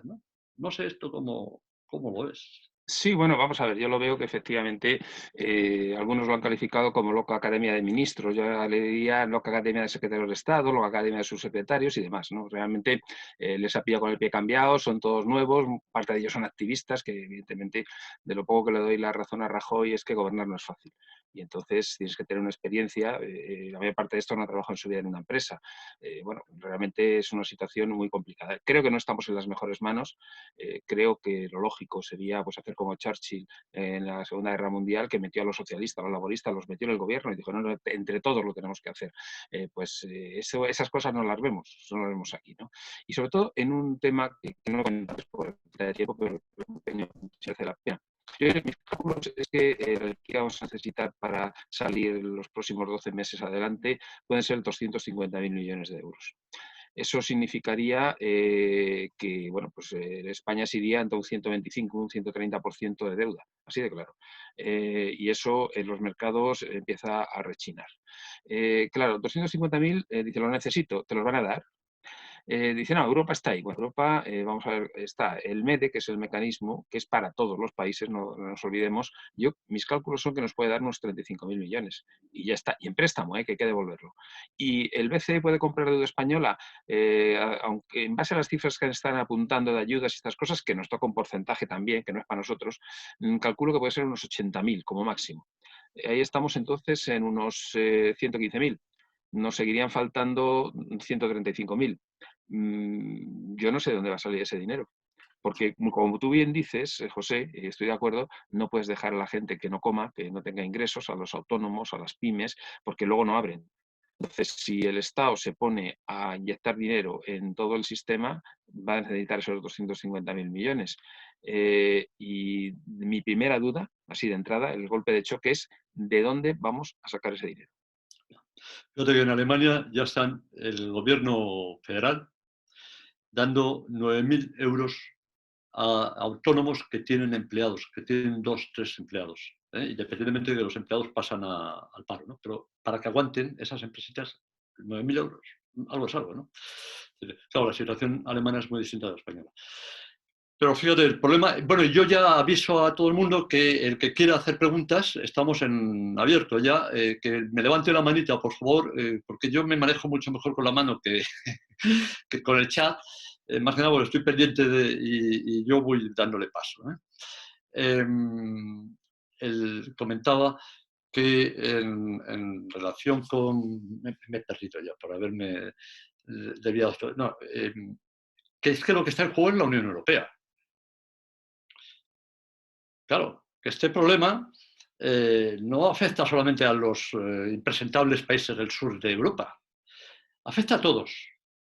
Pero en este momento hemos vivido una experiencia que creo que va a ser muy difícil de olvidar. Es verdad que la Unión Europea, como tal, no tiene competencias sanitarias. Pero hay una cosa que, si estamos deseando tener una unión federal fuerte, tal, lo que tiene que haber es solidaridad. Y resulta que se empieza a pedir mascarillas y guantes, y ya lo sorprendente es que los que llevan esas mascarillas y estos guantes a Italia y a España se llaman, en el caso de Italia, rusos y chinos, cobrando, pero me da lo mismo, es que los holandeses ni cobrando, por ejemplo, o los alemanes. Y a España, chinos. Esto es difícil de olvidar, a la hora de defender la unidad de Europa y la unidad de voluntades y el beneficio común, es difícil de olvidar. Yo creo que esto va a pasar factura. Y el gran aliado europeo por antonomasia, al menos de los últimos 80 años, Alemania, bueno, de los últimos 100 años, metiendo ya la Primera Guerra Mundial, ¿no? Los últimos años, Alemania, Estados Unidos se ha puesto de canto. Se ha puesto de canto y no aparece, ¿no? Creo que tenemos el paso siguiente a esta crisis, es una crisis geopolítica importante. Sí, estoy de acuerdo contigo, José. Vamos a ver, aquí lo que pasa es que es un tema que es anatema, pero la cuestión está en que si Europa pues, solo sirve para que no haya aranceles, a lo mejor estar en el euro tampoco tiene demasiado sentido. Es decir, las políticas monetarias que se han usado hasta ahora con tipos negativos y no nos han venido bien, salvo para emitir deuda. Pero es que no es eso. Un país, su objetivo no es de emitir deuda, su objetivo es crear empleo. Si tienes soberanía monetaria, puedes devaluar tu moneda, puedes conseguir unos costes laborales muy inferiores sin que la gente deje de cobrar menos y puedes exportar mucho más. Entonces, este tipo de análisis, la gente es que se lo plantea. Es una especie de axioma básico y tal, pues Europa, yo estoy de acuerdo, yo soy muy pro-europeo, pero siempre y cuando funcione. Pues claro, si efectivamente tú dices aquí todo el mundo se ha cerrado, ya habéis visto que en algunos momentos han cortado envíos que venían de respiradores o de todo ese tipo de cosas y se han parado, se han parado y dicen, no, espérate, no, que esto nos quedamos ahí con ello. Luego al final me imagino se han arreglado. Pero vamos a ver, Alemania era un gran exportador de productos sanitarios de España y ha cortado. Ha dicho, no, primero los alemanes, como es normal también. Holanda ha dicho que eso de los eurobonos, ni hablar, que ellos no tienen por qué pagar las deudas de los países esos del sur, como tú dices, de los países malditos del sur. Entonces, claro, el problema está en que, ¿qué es Europa? Repito, si esto es un tema para que no haya aranceles y los alemanes nos puedan vender los BMWs mejor, pues a mí a lo mejor no me interesa. O sea, al final dices, oye, la época de Franco, la autarquía, estamos cerrados, etcétera. Sí, pero la gente tenía trabajo. ¿No vivíamos bien? No. ¿No podíamos comprar cosas caras de fuera? No. Pero podíamos vivir. Entonces, el problema está en que lo que no podemos hacer es seguir aceptando las normas que nos marcan desde el norte de Europa, a pesar de que nos perjudiquen, y convertirnos en un país que lo único que hacemos es estar aquí para servir cervezas a los alemanes cuando vengan de vacaciones, para atenderles las hoteles y tal, ¿no? A lo mejor es lo que estoy diciendo, pero creo que había que darle una vuelta y echarle un órdago a Europa. Oye, ¿qué queréis que seamos? Porque es que si no, o sea, eso de ser el hermano pobre, pues vale, pero sí, que por lo menos que lo sepamos, lo aceptamos, ¿no? Pues ya nos aguantamos y ya está. Lo digo porque vamos a tener que tener una dinámica de no solamente de créditos, sino de ayudas, sin devolución. Tenemos una pregunta, Galaxy 2016, ¿tomas la palabra? José Ramón. José Ramón, es que como no te estás Ya, escondiendo. no tengo personalizado. Hola, buenas tardes. Era una pregunta para don Miguel Córdoba. Ha dado unos datos que supongo que son ciertos, obviamente, que viene diciendo que en España se ha ganado unos 26.000 euros de media, en Dinamarca 55.000, Alemania 50.000. A mí estos datos me parecen bastante fríos, en tanto que es como si estuviésemos comparando peras con manzanas, porque tendríamos que comparar más bien el poder adquisitivo. Por ejemplo, yo en Ginebra, que tengo una amiga allí, comprar un apartamento de 60 metros cuadrados es 1 millón de euros en una zona normal, no con vistas al lago. Entonces, claro, cuando se dice que un alemán gana 50.000 euros y que un español solo gana 26.000, claro, el esfuerzo para comprar una serie de cosas no es el mismo en Alemania que aquí. Punto 1. Punto 2. Yo estoy a favor de la política que defienden Alemania y Holanda, porque ellos llevan una política de déficit cero desde hace varios años por ley. Y claro, estamos con el cuento de la cigarra, que mientras que Alemania y Holanda han estado, digamos, ahorrando con una hormiguita, ahora llega la cigarra en los tiempos malos y dicen, oye, que me des comida. Entonces, son dos preguntas más o menos. Y bueno, si quiere comentar algo de la evolución del Euribor que se espera, porque está subiendo muchísimo, y yo tengo mis teorías, pero bueno. Eran esas dos preguntas fundamentalmente, que lo de comparar los salarios netos sin ver, digamos, el esfuerzo de adquisición, por ejemplo, contra vivienda, contra tomarse una cerveza en Ginebra, una caña son 8 o 10 euros, aquí son 2, 3 euros, o sea, hay que poner un poco en perspectiva, yo creo, desde mi punto de vista. Sí, ¿Vale? vamos a ver, te contesto, vamos a ver. Primero, Suiza es un país diferente. Suiza todavía es mucho más. Suiza es el país donde todo es más caro en Europa. Suiza además no está en la Unión Europea. Vamos a ver, yo he estado, cuando estoy en Frankfurt, entro en un supermercado y los precios son los mismos que en Madrid. He estado en otros países también y he entrado a los supermercados a comprar cosas y sigue siendo lo mismo. Claro, para mí la capacidad adquisitiva no es comprar casas. En un momento que también Madrid, si te vas al centro, tiene sus precios, ¿no? Yo normalmente voy a la cesta de la compra y entonces un alemán le cuesta lo mismo llenar el carrito en Frankfurt que a mí me cuesta llenarlo en Madrid. Entonces, desde ese punto de vista, cuidado. Y vamos a ver, hay que ser, no hay más que ver la costa, los 84 millones de turistas. ¿Por qué vienen? Pues porque aquí es muy barato para ellos. Realmente ellos tienen una capacidad adquisitiva que es muy elevada. Yo sinceramente creo que hay un problema grave en el tema del empresariado español. El 98% de las empresas son pymes o micropymes y eso es un problema endémico que tenemos. Aquí la gente no se plantea en crecer, en fusionarse, en salir a bolsa. Aquí la gente pues tiene una empresita y en muchas ocasiones pues si los herederos la pueden vender, la venden y no siguen.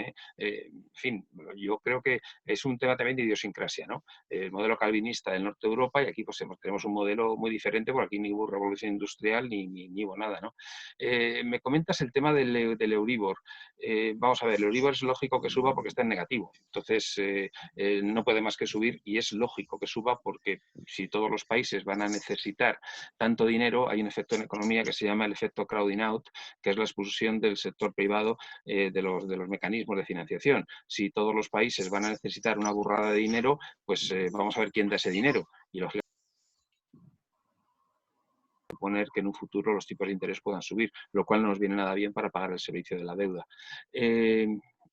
¿Me estáis escuchando? Sí, ahora te escucho. Es que me salen... vale, me ha salido. Sí. Había otro detallito que me había comentado, la segunda cosa que ha comentado, ¿me la puedes recordar? Era la actitud de Holanda y Alemania. Sí, vamos a ver, ya se lo sé. Vamos a ver, sí, yo entiendo esa actitud y lo comprendo. España no ha hecho los deberes en los últimos 15 años, 28 años y bueno, pues desgraciadamente estamos como estamos. Estamos acostumbrados, llevamos muchos años gastando más de lo que ingresamos y bueno, pues lo que no podemos hacer es vivir por encima de nuestras posibilidades permanentemente. Es cierto que uno de los grandes problemas es el gasto de las administraciones públicas en España. En España se hizo un downsizing a raíz del rescate, aunque no lo quieras llamar así, que se produjo en 2011 y entonces pues todo se bajó. En fin, los salarios empezaron a disminuir, muchos gastos empezaron a disminuir, pero lo que no disminuyeron son las administraciones públicas. Estamos en máximo de funcionarios públicos, 3.200.000. Seguimos teniendo pues diputaciones, mancomunidades, 5.000 empresas públicas, autonómicas y locales donde se colocan a 150.000 personas por parte de los partidos políticos a dedo, cientos y cientos de fundaciones de todo tipo que se financian con cargo a los presupuestos generales del Estado, etcétera, etcétera, etcétera. Si uno ve el capítulo 4 de los presupuestos generales del Estado, el gasto es tremendo. Eso estoy de acuerdo contigo, que somos un poco cigarras, pero eso hay que decírselo al PP y al PSOE, porque son los que aprueban el llenar de dinero público a multitud de entidades que, en fin, en Estados Unidos se hace mecenazgo privado. No sé por qué aquí lo tenemos que hacer todos los españoles. Ese es uno de los retos. Ese es uno de los retos de optimizar el tema de las fundaciones y empezar a... Pero claro, vamos a ver, hay dos... De esto podemos hablar mucho, pero hay dos preguntas. Voy a dar primero la prioridad, la voz, la palabra a Fernando Blanco, y luego Antonio, luego vas después de Fernando. Fernando. Sí, lo mío es muy breve, ¿no? Y me ha dirigido también a Miguel o a José, en el sentido de decir, bueno, es verdad que se ha dicho que tenemos un problema estructural, que no tenemos industria, aquí no fabricamos casi nada, y más la cuestión es por la parte mía de la tecnología, ¿no? El desarrollo software tecnológico, etcétera, que aquí tenemos mucho talento, pero muy poco apoyado, o sea, mucho talento porque hay muchas startups tecnológicas con unas ideas muy buenas, que incluso se meten en hacer proyectos donde las grandes tecnológicas son meras comerciales de sus matrices americanas, ¿no? Fundamentalmente. Entonces, no sé si parte de la solución del problema sería apoyar más todo lo que es el desarrollo tecnológico, ¿no? Nuestro, que parece que somos capaces de hacerlo, pero nadie nos apoya, ni las grandes corporaciones contratan a pequeños, o no suelen contratarlo, y lógicamente por la parte pública tampoco. Se habla mucho, pero la realidad es que se apoya y se investiga poco para desarrollar un producto local, ¿no? Bueno, yo estoy completamente de acuerdo contigo. El problema también, volvemos a la idiosincrasia del sector empresarial español. Hay mucho empresario pequeño que son de los de compro por 10 y vendo por 15 y ya soy empresario. Claro, eso no es lo que necesitamos. ¿Qué necesitamos? No digo un Silicon Valley porque es demasiado y tal, pero sí es cierto que a lo mejor el Estado con inversión pública, que está ahora mismo un 70% por debajo que hace 10 años, pues debería promover la creación de empresas hasta que 3, 4 años y luego sacarlas a bolsa. Yo no digo que sea, yo no quiero que crezca el sector público, pero si el empresariado español no quiere jugársela a esto, me parece muy bien, está en su derecho para esos empresarios. Pues oye, mira, el Estado que la promueva, que cree unos centros, unos polígonos tecnológicos donde vaya creando empresas con gente que sepa y que la pague bien por una vez, y luego, oye, en vez de que sean startups que se venden luego a empresas extranjeras, pues que se vendan en la bolsa española. Yo eso lo apoyaría. No sé qué opinas, José. Estoy totalmente de acuerdo. No solamente en el ámbito de las nuevas tecnologías. Enseguida, Antonio Luis, te doy la palabra. No solamente en el ámbito de las nuevas tecnologías, sino en el ámbito de la innovación, que no necesariamente supone desarrollar nuevas tecnologías, sino hacer uso del conocimiento que se tiene de la empresa y de los mercados y de las nuevas tecnologías que están en vigor, ¿no? Y donde lo que se exige es creatividad. Y el español tiene una vena de creatividad que es admirable y es fantástica. Y eso, yo he tenido socios alemanes que son magníficos, pero que son magníficos una vez que los pones en la autopista para andar. No quiero ofender, ¿no? Metódicos, sistemáticos, rotundos, y apabullantes. Pero como les quieras girar rápidamente una curva y seguida de una contracurva, terminamos por el medio y no sabemos dónde. En ese sentido, por ejemplo, amigos israelíes que tengo que se dedican al ámbito de la investigación y el desarrollo, dicen que en Europa, claro, pero que sí, lo que es el Mediterráneo, ¿no? Que el español, que ellos, en ese sentido, la cabeza española es muy parecida a la israelí. ¿Qué necesita el español? Hombre, un poco de orden, método, sistemática. Necesita respetar procesos, porque somos un poco anárquicos. Pero eso forma parte de un sistema educativo, que es otra, un sistema educativo adecuado, porque no tenemos un sistema educativo que valga para sacar adelante el país, ni para sacar adelante ni siquiera alguna familia, la realidad actual. Y digo de sacar adelante una familia porque tenga los conocimientos mínimos para poder saber lo que es una familia. Y luego necesitamos ir inspirando criterios y sistemas de trabajo, ¿no? Es decir, y en una gran medida todo eso depende, no es coyuntural, es estructural. Depende de unos sistemas adecuados. Yo, si se consiguiera en España, lo que apuntabas antes, Miguel, que el patrocinio, que el Estado empezara a inhibirse de cosas, desviar al patrocinio, al sector privado, que sean las fundaciones las que tengan que dar cuenta de sus actuaciones, pero donde se pueda desviar dinero de las grandes empresas, de las medianas empresas, de las pequeñas empresas y de los particulares a las fundaciones. Yo conozco fundaciones que funcionan extraordinariamente bien y que en este momento están dando ayuda y soporte a muchas necesidades que la población tiene, en forma de comida, alimentos, medicinas, etcétera, con recursos mínimos. No quiero llevar... Ese es un campo que... Lo que pasa es que es privar de poder al Estado, a las administraciones, y desgraciadamente yo lo que no acabo de ver es que en España vaya a cambiar el sentido este, ¿no? Quizás este es un momento bueno, este es un momento de cambio, pero creo que el camino que hemos emprendido... se está hablando de los pactos de la Moncloa. Pues yo haría unos pactos de la Moncloa en el sentido que tú dices, Miguel. Todos los partidos al gobierno vamos a crear... Esos son unos pactos, ¿no? Vamos a preocuparnos por este país y vamos a ver qué hay que cambiar. Pero no sé si los políticos no están en esa línea.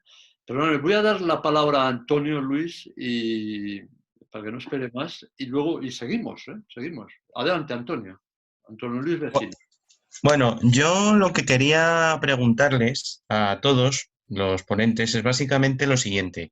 Se ha hablado de que hemos perdido 2 décadas con el tema de la desindustrialización. Sin embargo, si mal no recuerdo, el tema de la desindustrialización de España se inicia cuando nos incorporamos a la entonces Comunidad Económica Europea en el año 85 y se mantuvo esa política en el año 92 cuando se firmó el famoso Tratado de Maastricht. En una aplicación de la División Internacional de Trabajo se dijo que España iba a ser un país de servicios y el centro de vacaciones del resto del continente europeo. Entonces, no sé si esto se puede corroborar, si lo que digo es cierto, es lo que yo tenía entendido hasta lo que se me ha dicho aquí, que hemos perdido 2 décadas en las cuales hemos pasado del 35 al 16% del peso del sector industrial en nuestra economía y aparte se ha mencionado el tema de cómo somos los españoles. Yo soy un joven abogado, tengo ahora casi 34 años y lo que veo es que la cultura general entre las personas de mi generación y de prácticamente todas las generaciones que nos han precedido es que los hijos, cuando los padres tienen a sus hijos en el colegio o en la universidad, hijo, prepárate una oposición y métete a funcionario y te olvidas de problemas. Cuando esa mentalidad impera en toda la sociedad, se desincentiva por completo lo que hemos hablado aquí, la iniciativa individual, las ganas de emprender proyectos empresariales, etc. Y bueno, por último, también hay que decir que en el campo del emprendimiento, en España sí se han hecho cosas, porque yo he colaborado y de hecho actualmente estoy colaborando en un proyecto de emprendimiento, en un vivero de empresas. Lo que pasa es que esos proyectos, aparte de tener muy poca visibilidad, muchas veces se dice vamos a ayudar al emprendedor, pero sin embargo no se les dan unas ayudas reales a ellos. Es decir, siempre cuando yo me encuentro con muchos casos cuando despacho con un emprendedor que me dicen, bueno, y ayudas y financiación y tal, y una cosa y otra, y al final no tenemos realmente unas ayudas que animen a esa persona a desarrollar el proyecto. Muchos lo inician, pero no se le da realmente un colchón financiero que permitan iniciar esos proyectos. Y bueno, ya termino. Muchas gracias. Bueno, muchas gracias a ti, Antonio. Un matiz solamente, ¿de acuerdo? Bueno, hay temas, Miguel, si quieres matizar, pero yo voy a hacer un matiz solamente porque luego me he quedado con mal sabor de boca. He dicho que nuestro sistema educativo no es demasiado bueno. Bueno, no se puede generalizar tanto. No se puede generalizar tanto. En este momento, en Alemania, los principales institutos, que son privados, por cierto, los organismos que están desarrollando los estudios, los informes y las estrategias que el gobierno consulta, son privados. En España estamos a años luz, desgraciadamente, de eso. Entre otros, el Instituto, el IFO, ¿verdad? Como antes mencionabas tú y que yo mencionaba anteriormente. Uno de los temas que se están debatiendo en este momento en Alemania es que no hay ninguna duda de que tienen un sistema sanitario magnífico, extraordinario. Ese sistema sanitario que éramos los mejores del mundo nosotros, ¿eh? En infraestructuras, los alemanes. En infraestructuras, los alemanes. ¿Cuál es el déficit? Estoy repitiendo palabras de ellos, ¿eh? O sea, no es mi opinión, es la opinión de ellos. ¿Cuál es el déficit que tienen los alemanes? Personal sanitario formado, médicos y enfermeras. ¿Cuál es uno de los mejores, digamos, de los pasos más aplaudidos desde esta perspectiva, de la perspectiva actual, que están viendo que se ha dado en los últimos años? La llegada de profesionales sanitarios españoles a Alemania, que, por cierto, iban a ocuparse en muchos casos de los trabajos que no querían los médicos alemanes, ¿eh? Y con salarios algo más eficientes que lo de los médicos alemanes, en términos generales. Hay excepciones también, ¿eh? ¿Cuál es la estrategia que se están planteando? Pues mejorar las condiciones a los médicos, no solamente a los españoles, pero a todos los médicos cualificados. Los españoles estamos dentro de ese perfil. Mejorarles las condiciones e incorporar más médicos a la sanidad alemana. Somos una fábrica de magníficos profesionales, que es lo que en una gran medida ha salvado y ha hecho que la situación actual no se haya ido al garete por completo, y todavía no sabemos el número de muertos que tenemos, no los que se producirán, sino los que ya tenemos. Somos una empresa, en términos, vamos, una institución como España, ¿no? En términos generales, habrá alguna universidad que no sea tan buena, ¿no? Pero los MIR, los médicos internos residentes españoles, están magníficamente formados, magníficamente formados. No sé si tenemos que llegar a un acuerdo con Alemania para que nos pague como los futbolistas, unas cláusulas de fichaje, a lo mejor, ¿no, Miguel? Podríamos organizar esto. Responde, por favor, sobre la industrialización. Sí, no, estoy de acuerdo. Vamos a ver. Lo que tú dices, evidentemente no se puede decir oficialmente, ¿no? Es posible que haya habido acuerdos tácitos de la época de Felipe González y Helmut Kohl, es posible, no te digo que no. Pero lo cierto es que en el fondo Alemania siempre ha querido eso. Es decir, ellos tienen la industria y luego se vienen de vacaciones abajo. No sé si ha sido mucho por Mallorca, pero en la parte del oeste de Mallorca hay pueblos, o sea, Andratx, alguno de estos, en los que los carteles solo están en alemán. O sea, hay incluso alcaldes que son alemanes. Es decir, el poderío económico alemán ha hecho que tengan pues, allí un poco su parque temático, efectivamente. Vuelos de Lufthansa a Mallorca hay en condiciones normales, no ahora, pero hay montones todos los días, auténticos charters que van uno detrás de otro. Entonces, evidentemente, a los pueblos del norte les gusta tener mano de obra barata en España y les gusta tener un sitio donde hacer sol para irse de vacaciones. La pregunta es qué queremos ser nosotros siendo españoles, porque a mí no me gusta. O sea, como bien dice José, luego hay gente muy buena que se la ficha, tanto en Alemania como en Inglaterra, también hay mucho sanitario español en Inglaterra, y dicen, no, si son muy buenos y tal. ¿Qué nos falta? Pues a lo mejor nos falta un empresariado diferente, que sea capaz de montar aquí otras cosas y dar trabajo a esta gente. Que no sé si había unos 200.000 profesionales españoles que estaban por ahí por el mundo que habían tenido que emigrar porque aquí no tenían posibilidades de desarrollarse, de ganar un sueldo básico. Y es que, o sea, tú ves, vamos a ver, comentábamos el tema por ejemplo, de los salarios antes. Oye, el salario de un ingeniero español es la mitad que el salario de un alemán, claro. El problema está, al final, ¿qué hace el ingeniero español si está solo, si no tiene familia? Pues emigra, se va, aprende alemán en un curso rápido y se va a Alemania. Claro, es una situación que muchos españoles pues se tienen que ir fuera para intentar desarrollarse. Yo creo que eso es un problema que tenemos probablemente de cultura. yo creo que España tiene que cambiar su modelo productivo y tiene que dejar de ser efectivamente el país de las vacaciones, de las cervezas, de los, no sé, de las tiendas de playa, estas cosas. Es que realmente tenemos un muy mal futuro en ese plan, porque eso se va a seguir pagando 800 euros, ¿eh? O sea que efectivamente los 26.000 euros que decíamos antes, claro, es que hay muchos que se dedican a trabajar en eso y que los salarios son muy bajos. ¿Y no creen que también habría que mejorar los planes educativos y quizás, en vez de hacer de la educación una batalla ideológica, hacer un programa educativo para el desarrollo a futuros de toda la nación? Estoy absolutamente de acuerdo. Eso es un problema y eso sí que viene del lado de la izquierda. La izquierda, desde la época de Maragall, de la LOCSE y demás, le ha encantado arrasar por abajo. Es decir, yo cuando estudiaba íbamos a la universidad el 10% de los jóvenes. Entonces, bueno, pues normalmente pues, claro, no había ningún problema, tenías trabajo seguro. Vi en El País hace unos años un artículo que entre 18 y 25 años el 60% estaba en la universidad. Mire usted, no hay puestos para eso. Entonces, para que consigan el título, dice, no, es que no haya fracaso. Vale, no hay fracaso escolar, ¿cómo? Ah, pues lo ponemos cada vez más facilito, lo ponemos tal y no hay ningún problema. Y entonces, al final, claro, todo el mundo sale con un título y el fondo se prostituye en los títulos, porque mire usted, si quitamos la rigurosidad y a las carreras universitarias y a los títulos, pues al final la gente sale con unos papeles, pero luego cuando va a trabajar, pues difícilmente se le puede valorar. Yo, por ejemplo, y para acabar con esto, te digo una cosa, yo tengo muchos alumnos de Erasmus y me vienen mucha gente pues, de Alemania, de Holanda, de otros países aquí a hacer el Erasmus.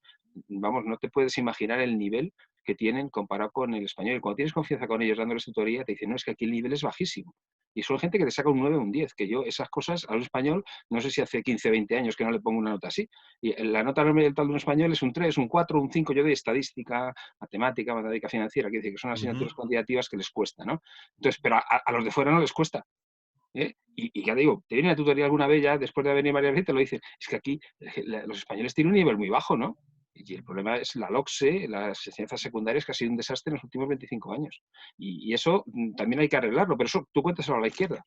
Porque cada vez que han intentado hacer un pacto, que por ejemplo haya 3 niveles, que yo creo que sería lo adecuado, de estudios, el de la universidad, de la formación profesional y ya pues el resto, que sean los módulos y esas cosas, pues te dicen que ni hablar, que aquí, oye, no. Tú te vas a Francia, las École d'Études, que ahí son la cantera de todos los empresarios y todos los cuadros de las administraciones públicas y claro, dan un nivelazo. Y el que aprueba ahí sabe que no tiene ningún problema. Pues como el que está estudiando en Columbia, en Berkeley o en Chicago, que sabe que allí no vale, no le va a decir, no, es que ponme lo facilito, que me lo ponga facilito, les hacen un examen de entrada que vamos, les matan a trabajar.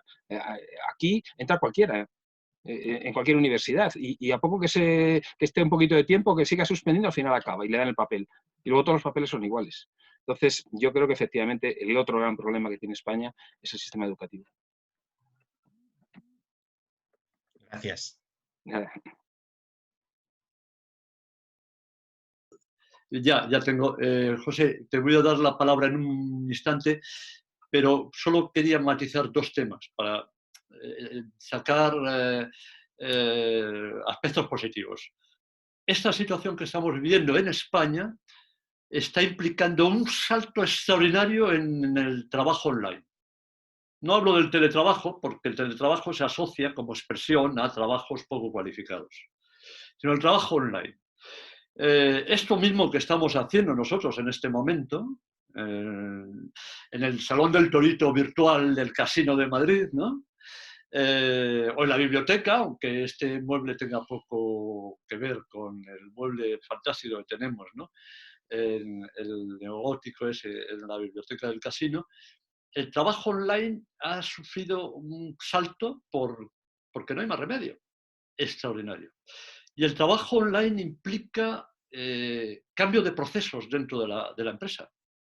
Porque el trabajo online ya no son horas de estar en una oficina. Desgraciadamente esto es una praxis, ¿no? Era una praxis muy extendida. El trabajo online son objetivos. Pero para que una persona que esté en trabajo online cumpla objetivos hay que ponérselos. Y para eso toda la estructura tiene que empezar a trabajar conjuntamente con esa persona para establecer objetivos. Es decir, los procesos de trabajo van a cambiar, y yo pienso que a mejor, para ser más eficientes, pienso, en general.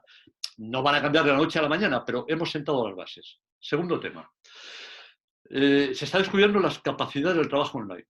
Y en muchos casos, no en todos, no todo el mundo puede hacer el trabajo online, en muchos casos, y además nunca es 100% online, el contacto personal es imprescindible, en muchos casos va a generar mayor calidad de vida, por la pérdida de tiempo de desplazamiento se ahorra, y mayor productividad en las empresas, porque establecer objetivos. Pero bueno, este es un tema para debatir, pero yo creo que ese es un aspecto muy positivo. Y el otro aspecto que quería comentar es en relación con la desestructuración industrial.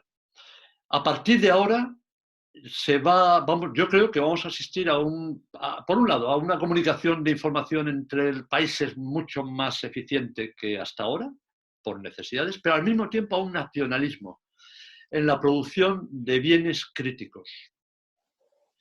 Desgraciadamente, en España vamos a empezar por las mascarillas. Pero bueno, es decir, que ese concepto de, bueno, tú te encargas de esto, tú te encargas del otro, tú te encargas de lo más allá, se ha truncado, se ha roto, porque se ha roto la confianza, porque se ha roto la capacidad de poder contar con eso que tú no fabricas porque es mejor que lo fabriquen los chinos, que es más barato. Habrá fabricaciones, productos, de tipo que sea, principalmente sanitarios, pienso yo, que van a ser inicialmente, que se empezarán a fabricar en España, porque si no se fabrica en España no tenemos claro si podemos contar con ellos. Y eso va a generar un proceso que se extenderá a otros sectores. Es mi opinión. José, toma la palabra. José A. Sí. Hola, soy José Antonio Bermejo. José Antonio, bien, bienvenido. Bueno, lo primero, José, darte las gracias por el esfuerzo que estás realizando, ¿no? Y lo bien que lo estás haciendo en estas presentaciones.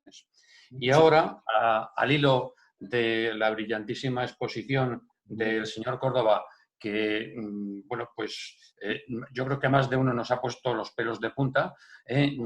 Yo, como no tengo ninguna fe en nuestros actuales dirigentes, le pregunto, ¿qué posibilidades hay de una intervención europea en España y qué consecuencias podría traer si sería bajada de pensiones, subida brutal de impuestos, o sea, desaparición de ONGs, supresión de subvenciones? En fin, esa es la pregunta. Sí, gracias, José. Vamos a ver, evidentemente has puesto el dedo en la llaga. Yo antes he esbozado que podemos necesitar 250.000 millones y que no sé quién nos los va a dar. Como también he dicho antes, en los últimos 5 años, la deuda pública que ha necesitado España para cubrir su déficit la ha comprado exclusivamente el Banco Central Europeo. Nadie ha comprado deuda española. Los españoles, al contrario que los italianos, que tienen en su poder toda la deuda pública italiana, que es muy elevada, que son 2 billones, y está en manos de italianos, nosotros no tenemos ni la mitad. El resto son fondos extranjeros, los PINCO de turno. Claro, un fondo extranjero, lo que es americano en este caso, ¿qué es lo que quiere? Pues sencillamente ganar dinero. Si las ve venir mal, vende. Y si vende, nadie compra. Porque el Banco Central Europeo no puede unilateralmente decir voy a ayudar solo a comprar a ese otro país. Y eso implicaría unas primas de riesgo como las de las épocas de Rajoy, que llegaron a 600, 700 puntos. Si eso llega a ser así, automáticamente los tipos de interés, ahora estamos financiándonos con unos tipos de interés del 2%, 2 y pico por ciento de media, los tipos negativos son en corto, pero todavía tenemos deuda antigua, te queda un 2%. Pero un año o 2 años con unas primas de riesgo elevadas pueden hacerte que la media te suba 2 o 3 puntos. 2 o 3 puntos para una deuda que se nos puede poner en 1,5 billones de euros, estamos hablando de unos 30 o 40.000 millones más de intereses, aparte de lo que estamos ya con nuestro agujero habitual. Claro, eso rompe completamente todos los acuerdos de Maastricht y con Bruselas y con todo. Y evidentemente eso implicaría un rescate. Ese rescate, que yo por supuesto no lo descarto, porque todo depende ahora de cómo todavía tienen que negociar. Vamos a ver qué pasa con el Fondo Monetario Internacional, vamos a ver qué pasa con el Banco Central Europeo. Pero ese rescate puede suponer, si tenemos la experiencia griega, que es el único país así que se ha rescatado en plan serio, con quita de deuda, brevemente te digo cómo fue la de Grecia: 53% de quita, es decir, los acreedores perdieron el 53% de lo que tenían y les obligaron a cerrar 3 de cada 4 municipios, es decir, el 75% de los municipios griegos desaparecieron, cosa que no le vendría mal a España. Luego quitaron cualquier tipo de estructura, bajaron un 30% las pensiones y redujeron las administraciones públicas drásticamente en general. Bueno, vamos a ver, si nos rescatan, insisto que es posible, yo creo que a lo mejor hay cosas que no son malas. Grecia no tiene déficit público después del rescate. Si nos quitan una parte de la deuda, bueno, pues oye, mira, bueno es, malo para los acreedores, pero bueno es. En segundo, ojo con el sistema financiero. El sistema financiero español, los bancos tienen 15-18% de su balance en deuda pública y hay que tener cuidado con eso. Islandia, por ejemplo, cuando se cayó todo, tuvieron que nacionalizar toda la banca, porque el país estaba hecho polvo. Pero bueno, vamos a no llegar a eso, no quiero llegar a eso. Vamos a suponer que los bancos españoles aguantan. Entonces, si nos quitan pues no sé, unos 200.000 políticos de cargos, nos quitan unos 4 o 5.000 municipios, nos quitan las diputaciones, las mancomunidades, las 5.000 empresas públicas, la etcétera, a lo mejor no es tan malo, No lo sé, pero a lo mejor no es tan malo. ¿Qué pasa? ¿Que vamos a pasarlo mal? ¿Dónde hay que firmar para eso? Pues tendríamos que montar un partido nuevo que se llamara Sociedad Civil Española. Pero yo creo, vamos a ver, España necesita unas reformas estructurales, de verdad que las necesita. Y nuestros políticos son incapaces, solo piensan en el cortoplacismo de los votos. Es una pena como son. Y aparte, de verdad, es que tú los analizas y no han pegado un palo al agua en su vida, se han dedicado solo a la política, no están bien formados, han intentado comprar sus currículum con papeles mal copiados y mal hechos. De verdad que es que estamos en una situación con una clase política que es que no nos la merecemos, de verdad, no nos la merecemos, José Antonio. Muy bien. Bueno, pues ya creo que, no sé si hay una solicitud. iPad de... Eres tú, ¿verdad, José Antonio? Vale. Muy bien, entonces ya... Esperad, ¿me oís? Sí. Vale, es que Jesús Poveda está intentando hacer una pregunta. O quiere hacer una pregunta, pero no sabía cómo hacerla. Bueno, que la haga. Hola. Estoy ahora en audio, ¿verdad?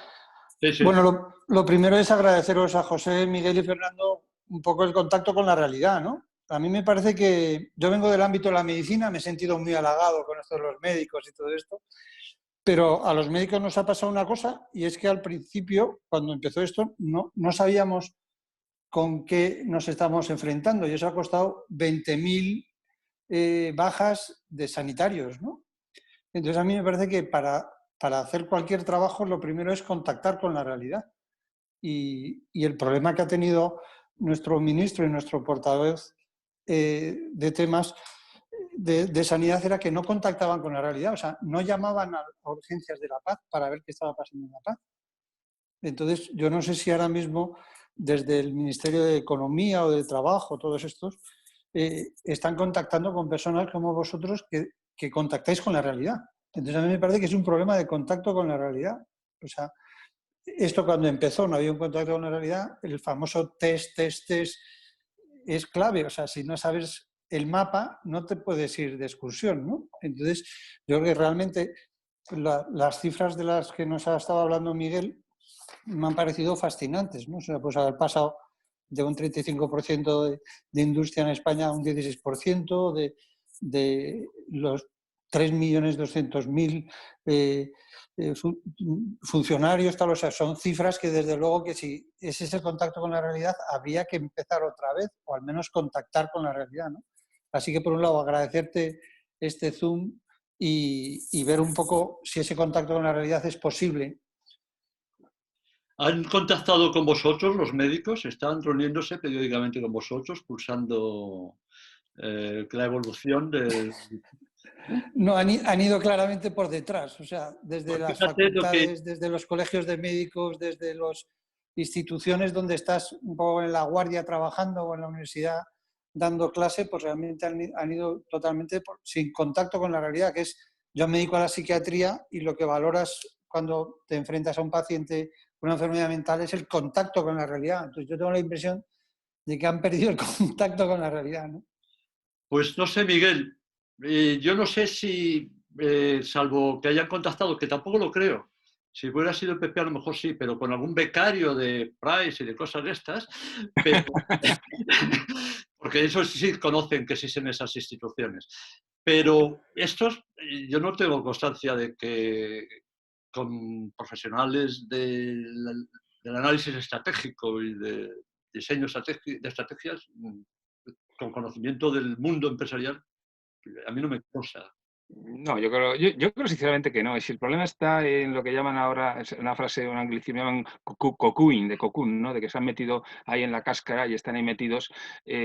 Vamos a ver, yo creo que al final Sánchez, después de lo que le pasó hace 3 años, y bueno, del puesto que tenía y tal, se ha refugiado en un conjunto de fieles, por llamarlo de alguna manera, y tiene ahí una especie de guardia de corps, que es con la que habla las cosas, que es lo que hace y tal, y tiene un pavor.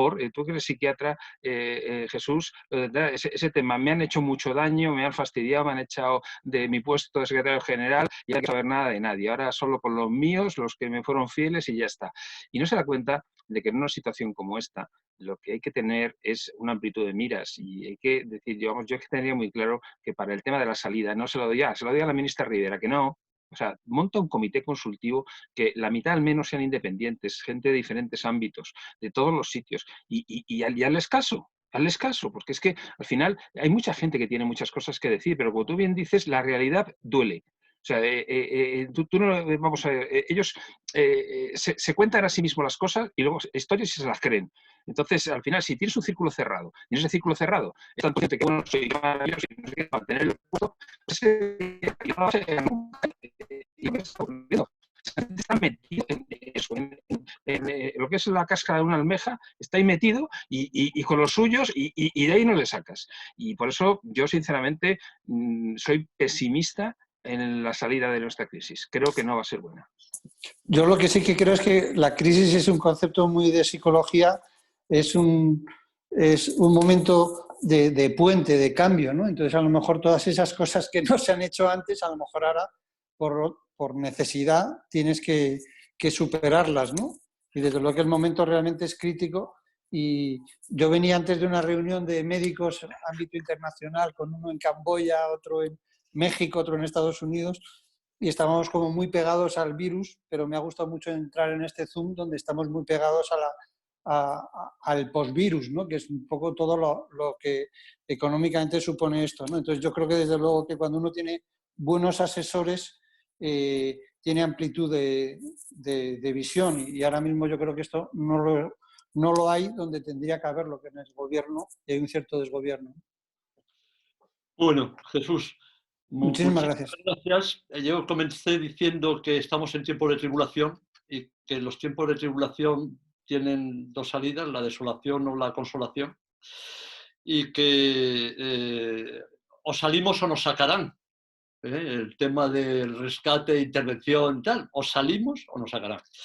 En cualquier caso, para que todos los que asisten puedan tener la oportunidad de aplaudir a los médicos, yo que tengo familia médicos, empezando por mi mujer, agradecería que mejoraran las condiciones laborales y que muchos que están de interinos y llevan años de interinos los hicieran fijos de una vez por todas. Porque si no, se irán con mi aplauso a Alemania. Vente a Alemania, Pepe, no, ahora será vente a Alemania, doctor José. Pero bueno, de una manera o de otra saldremos, aprenderemos. Muchísimas gracias, Miguel. Muchísimas gracias, Fernando. Muchísimas gracias al casino. Andrés, estarás por ahí en cuerpo presente, me imagino. Y muchas gracias a todos por vuestra presencia. Damos por finalizado este encuentro para que, a falta de mejorar las condiciones laborales de los médicos y hacerles fijos, puedan ustedes salir a aplaudirles. Muchas gracias a vosotros, encantado. Buenas tardes, buenas.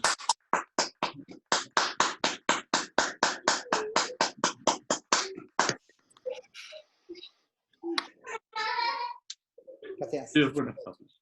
Gracias. Adiós.